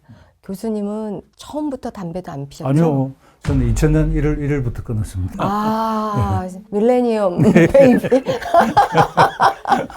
그래서 한 번도 암에 안 걸리신 거죠? 암은 안 걸렸습니다만은 제가 중간에 암 유전자 검사를 해봤었는데 그때 암 유전자가 10개가 나왔어요. 그 전까지는 저도 고기 잘 먹고 뭐 술도 많이 마시고 했었는데 그때부터 아뜨거라 해가지고 굉장히 이제 이 자연요법을 열심히 했고 고기 생선 다 끊었고 술 담배 끊고 다시 검사를 해보니까 암 유전자가 싹 다 없어졌어요. 고기 생선을 끊고 그럼 두부만 드세요? 두부도 거의 안 먹습니다. 그럼 어떤 식으로 단백질을? 현미밥에 가장 단백질이 많고 예. 네. 채소에도 단백질이 많은 음식이 굉장히 많습니다. 그럼 거의 채식주의자시군요. 채식주의자는 아닙니다. 그걸 이제 전문 용어로 플렉시테리언이라고 아, 하는데 예. 이랬다 저랬다 하는 예, 이랬다 사람들. 저랬다. 예. 제 혼자 있을 때는 채식을 하고 이제 모임에 가면 고기도 먹고 예, 그런 플렉시테리언입니다. 네. 내가 암에 걸렸는지 아닌지를 알려면 전조 증상을 알아야 되잖아요. 물론 종합검진도 있겠지만요. 전조 증상 같은 게 좀 나올까요? 부위마다 다 다르죠. 장기마다. 갑상선에 뭐 아프진 않은데 뭐가 만져진다. 목젖이 여기 남자들은 잘 보이는데 여자들은 잘 만져지지 않습니다. 여기 예. 이 여자가 아주 잘 만져집니다. 요 목젖 밑에 갑상선이 있거든요. 그래서 양쪽으로 나비 모양으로 있는데 갑상선 여기에 눈에 띄는 혹이 있다든지 뭐가 딱딱하게 만져진다면 암일 가능성이 굉장히 높습니다. 아프다. 아프면 오히려 암이 아니고 염증일 가능성이 있습니다. 그래서 아프지 않고 딱딱하다. 그러면 암일 가능성이 높습니다. 그리고 만일에 폐암이다. 그러면 기침은 계속 하겠죠. 한 달 이상 지속되는 기침이 있다면 반드시 폐암 검사를 해보시기 바랍니다. 그리고 대장암이라면 대변에 갑자기 피가 섞여 나온다든가 치질이 아닌데도 그리고 세사가 나왔다 뭐 변비가 나왔다 자꾸 변경되든지 아니면 정상변을 잘 보다가 갑자기 대변이 가늘어졌다든지 이 증상이 지속된다면 대장암을 의심하셔야 됩니다. 위염도 소화가 안 되고 소화불량이 지속되고 뭐 단순 위염 증상과 거의 비슷하기 때문에 전조 증상으로 의심하시기 어려운데 위염 치료를 장기간 하는데도 증상이 지속된다면 반드시 위내시경 검사를 해보셔야 됩니다. 마지막으로 유방암은 유방에서 딱딱한 혹이 만져지거나 겨드랑이에 만져지는 혹이 있다면 검사 받아보셔야 합니다. 아는 언니가 난소암으로 판명이 나서 얼마 전에 수술을 했는데요. 정말 전조 증상이 없다가 복수차하고 식사를 못하니까 원발을 찾는다고 뭐 며칠 동안 시간을 보내다가 거의 그런 거는 나타나면 2기, 3기 되더라고요. 그런 부분은 사기일 가능성이 높습니다. 복수가 찼다는 말은 난소에서 이제 복강으로 전이가 됐다는 말이거든요. 근데 전이 됐어요. 사기입니다. 예. 아니 그러면 전조 증상도 없다가 너무 늦게 하는데 이거 뭐 어떻게 해야 되나 싶어요. 검진에서도 잘 안 나오는 것들이 있나 봐요.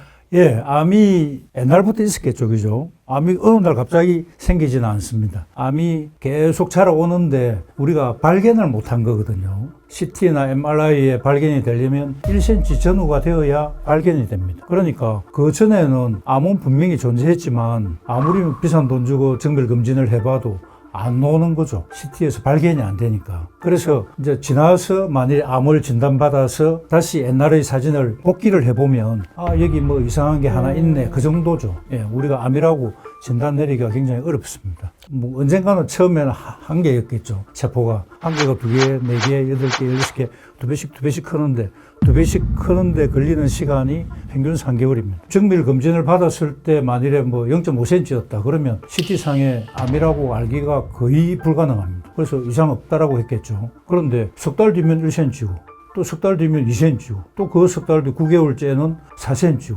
1년 뒤에는 8cm죠. 굉장히 큽니다. 불과 1년 만에 그렇게 암이 돼버리죠.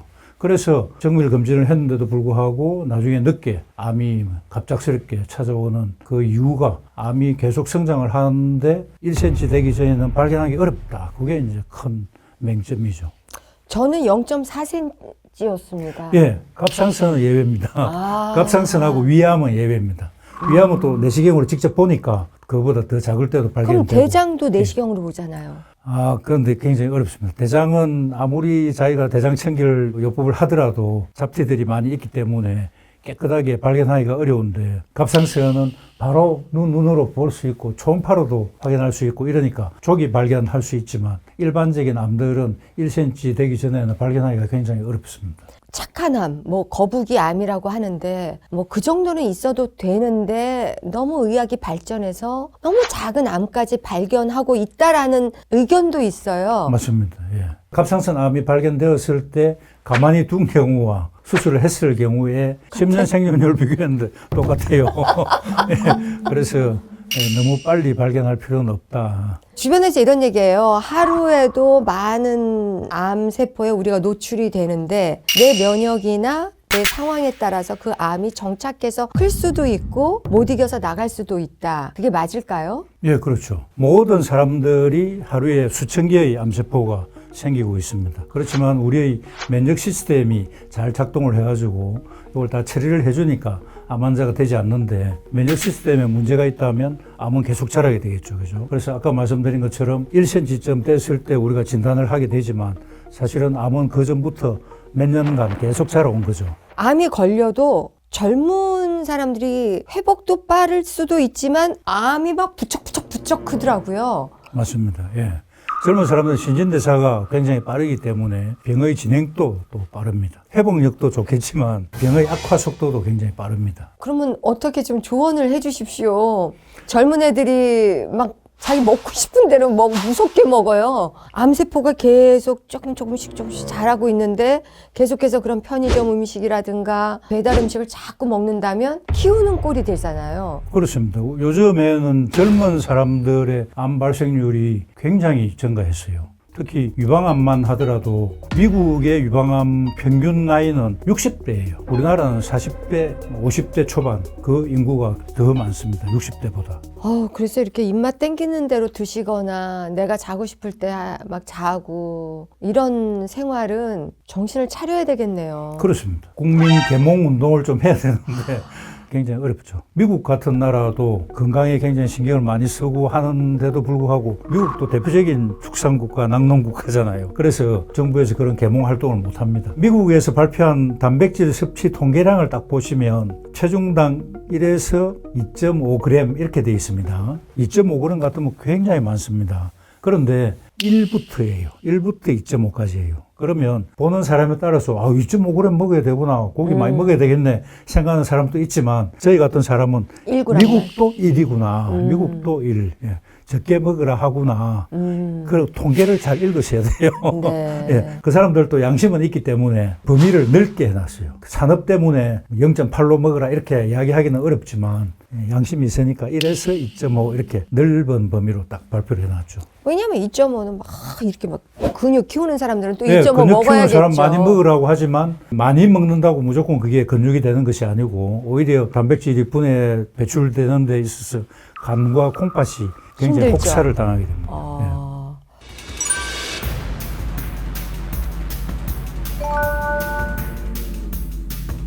수많은 암 중에서 의사들도 두려워하는 암이 있다고 하는데요. 어떤 걸까요? 바로 췌장암이겠죠. 췌장암은 수술을 했을 경우에 5년 생존율이 16.5%이지만 전체 췌장암의 5년 생존율은 5% 이하로 예후가 매우 나쁜 암입니다. 그 이유는 대부분 암이 진행된 후에 발견되기 때문에 발견 당시에 수술이 가능한 경우가 20% 내외밖에 되지 않고, 수술을 하더라도 유관적으로도 완전히 절제했다고 생각하지만 미세암이 남게 되든지 전이에 의해서 수술로 생존율 향상을 보지 못하는 경우도 있고, 항암 치료나 방사선 치료에 대한 반응률이 낮기 때문입니다. 예전에는 췌장암의 그 전조 증상이 없다고 하지만 요즘은 기술이 많이 발달돼서 뭐 CT라든가 단층 촬영인지 뭐 그런 거 해가지고 발견을 하던데요. 그렇죠. CT나 MRI에서 발견이 되죠. 초기에 그렇게 발견이 돼도 생존율이 적은 건가요? 췌장암 자체가? 그 진단을 이제 늦게 하니까 그렇죠. 우리나라 사람들이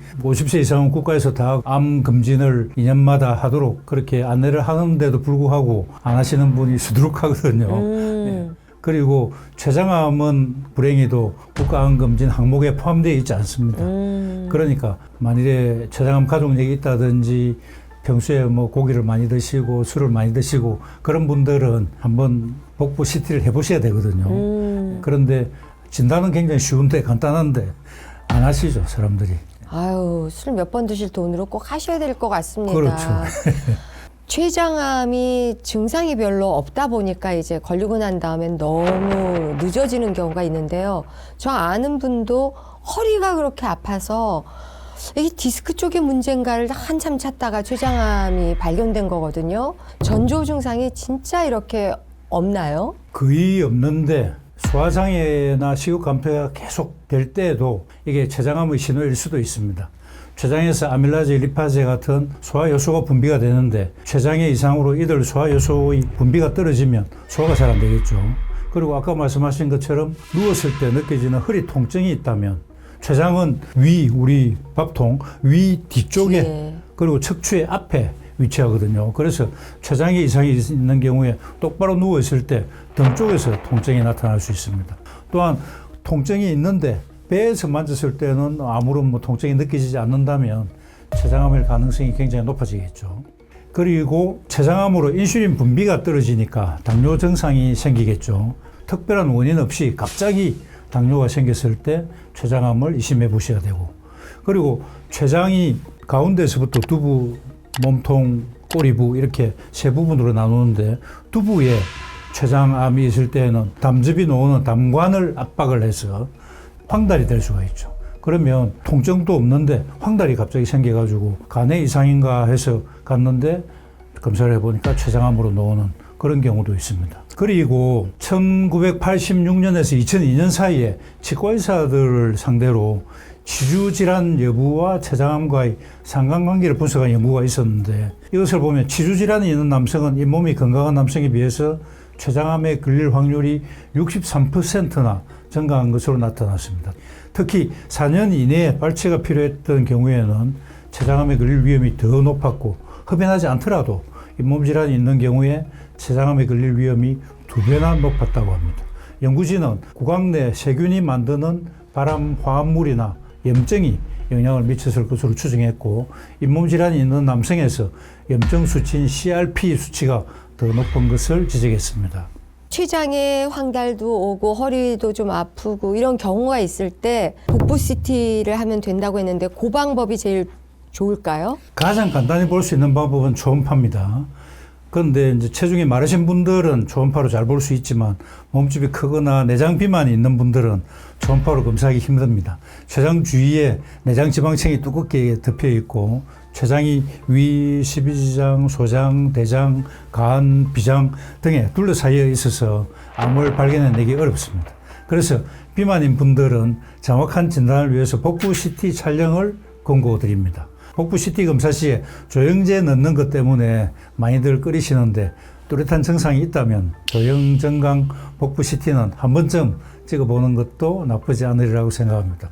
특히 50대 이상이시고 췌장암 가족력이 있고 술, 담배를 즐겨 하신다면 한 번은 찍어보시길 강력히 권장합니다. 이렇게 병원에서 이런 검사를 맡을 때 어떻게 오셨어요? 아, 췌장암인가 해서 제가 걱정이 돼서 와서 찍었습니다. 그럼 돈이 엄청 비싼 거고요. 누우면 여기가 아프고 여기 소화가 좀 안 되는 것 같고 그럼 또 가격이 싸진다고 하는데 이 말이 사실일까요? 무슨 의미인지 모르겠어요. 모르겠어요. 네.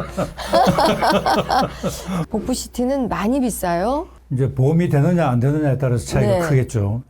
그래서 보험을 시켜줄 수 있느냐 아니냐 그 말씀을 하신 것 같습니다. 네. 안 되면 한 얼마짜리인데 우리나라의 국가 검진에도 빠져 있고 그걸 미루다가 췌장암으로 가는 그런 경우가 있다 보니까 얼마 정도나 되는데 겁들을 먹고 안 가시는 건지. 이제 우리나라는 그 병원이 여러 단계가 있죠. 의원병원, 종합병원, 상급 종합병원이 있는데 상급 종합병원의 장비들은 굉장히 비싸고 그래서 수가가 굉장히 비싸고 의원급의 장비는 또 가격도 싸고 또 수가도 싸고 그렇죠. 그럼 무슨 과를 가서 췌장 검사를 하면 될까요? 내과죠. 일단은 내과, 내과. 소화기 내과죠. 예. 네. 췌장암은 또 췌장의 어디 부위에 생기느냐에 따라서 영향이 크다고 하는데요. 그게 무슨 말이에요? 이 췌장은 세 부분으로 나눕니다. 한가운데 쪽에 이제 두부, 췌장의 두부, 머리, 그리고 몸통, 체부, 꼬리, 이제 미부가 있는데 이 두부에 생기면 간, 담도, 담낭 등과 가깝기 때문에 담적 흐름을 방해해서 황달이 생기겠죠. 그래서 족이 진단될 수도 있습니다. 그렇지만 주변에 장기가 많기 때문에 이 예후는 그다지 좋지는 않습니다. 빨리 발견해도. 반면에 체부나 미부에 생긴 암은 증상이 늦게까지 거의 없거나 애매해서 병이 꽤 진행된 후에 발견되는 경우도 많지만 아주 늦게 발견되지만 않는다면 수술로 잘라내기가 용이해서 두부 쪽보다는 경과가 더 좋을 가능성이 많습니다. 췌장암이라는 것은 췌장이 많이 혹사되면은 생기는 건가요? 그럴 가능성이 높습니다. 예. 그러면 이제 회식을 막 해요. 평소에 많이 안 먹던 것이 그날은 공짜니까 이제 고기로 배를 채우게 된단 말이에요. 이럴 때 그냥 소화제를 미리 사 먹어서 췌장의 부담을 덜어주는 게 좋을까요? 아니면 그냥 냅둬도 상관이 없을까요? 소화를 도와주는 것은 좋지만 탄 고기 자체가 발암 물질이기 때문에 적게 드시는 게 좋겠죠. 아, 네. 그럼 삶은 고기는 괜찮은 거죠? 삶은 고기는 덜 하죠. 예. 그런데 고기 자체가, 적색 고기 자체가 2군 A 발암 물질입니다. 2군 A. 1군은 이제 흡연과 같은 등급인데 탄 고기, 육 가공품, 햄, 소시지, 베이컨, 그 1군 발암 물질이고 적색 고기, 소, 돼지, 양 같은 고기는 2군 A 발암 물질입니다. 그러면 부대찌개 같은 건 전혀 안 드시죠? 원장님은? 즐기지는 않습니다. 네. 췌장암에 걸리지 않기 위해서 어떤 노력을 해야 할까요? 역시나 식습관 관리가 중요합니다. 반드시 끊어야 하시는 음식들을 알려드리겠습니다. 첫 번째는 기름에 튀긴 탄수화물입니다. 무엇이 떠오르시나요? 감자튀김이죠. 아. 감자튀김, 도넛, 스낵, 당이 많고 기름에 튀긴 음식들은 근데 우리나라 전 같은 건 기름에 전도 튀기진 마찬- 않지만 지글지글 하거든요. 그것 똑같습니다. 예, 그것도 안 좋죠. 아, 장마철에 부침개를 못 먹는다니요? 드셔도 됩니다. 한 달에 한 번만 드시면 됩니다. 네. 그 기름에 튀긴 음식들은 췌장에 계속적으로 부담을 주고 염증을 일으키게 됩니다. 그 염증이 결국 암으로 진행하게 되겠죠. 두 번째는 포화지방이 많은 소, 돼지, 양 같은 붉은 고기입니다. 특히 우리나라 사람들은 근육 속에 기름이 자글자글하게 끼어있는 고기를 마블링이 좋다고 하면서 특등육으로 치죠. 포화지방이 많기 때문에 소화하기 힘들어서 췌장에 계속적으로 무리를 줍니다. 세 번째는 술입니다. 알코올은 췌장의 염증을 만들고 췌장의 분비 기능에 이상을 주면서 효소가 췌장 주위 조직을 스스로 파괴하게 하는 원인을 제공해 줍니다. 또한 알코올 섭취로 인해서 체내 온도가 상승하면 내부 염증이 쉽게 확산되기도 합니다. 마지막으로 과당인데, 과당은 여러분 잘 아시는 최종 당화 산물 Advanced Glycation End Product, 첫 글자를 따서 AGE라고 합니다. AGE를 만들어서 성인병도 유발하고 혈관이나 장기에 붙어서 염증을 초래합니다. 또 과당은 활성산소를 만들어서 여러 장기에 손상을 주는데 만성 췌장염을 일으키고 방치되면 췌장암으로 진행하게 됩니다. 지금 과당은 만든 건가요? 아니면 과일에서 나오는 당이라 과일도 포함되는 건가요? 똑같습니다. 예. 과일은 우리가 다 좋게 생각하시지만 과일의 과당은 우리 건강에 안 좋습니다. 그래서 과일도 단 과일을 많이 드시는 것은 비추입니다. 세상에 우리는 브릭스 몇 개 넘어가야 이게 상품이구나 그렇죠. 이래가지고 또 샀었는데 맛없는 과일만 좀 찾아 맛없는 먹어야 과일이 되나요? 건강에 더 좋습니다. 그게 또 싸기도 쌉니다. 쌉니다. 예. 그렇군요. 지금 여기 뭐 녹화하면서 술입니다. 그러면 어쩌라고. 표정이 어쩌라고. 듣고 참 절망하시는 분들도 있는데요. 한꺼번에 끊을 수는 없겠지만 조금씩 좀 줄인다든가 어떤 기술적인 노하우가 있으시겠죠, 원장님? 예, 한 달에 한 번. 예. 한 달에 한 번 10가지를 돌아가면서 먹는 겁니까? 한 달에 한 번 이제 탈선하는 거죠. 예. 그걸 하루에 한꺼번에 아니면 열흘에 한 번씩 여기 오늘은 도넛을 먹고 오늘은 술을 먹고 이렇게 해야 되는 겁니까? 다 할 수는 없으니까. 예, 어떤 다 할 날 수 있어요. 예, 도넛을 먹었다. 그럼 한 달 동안 안 먹도록 노력을 해야죠.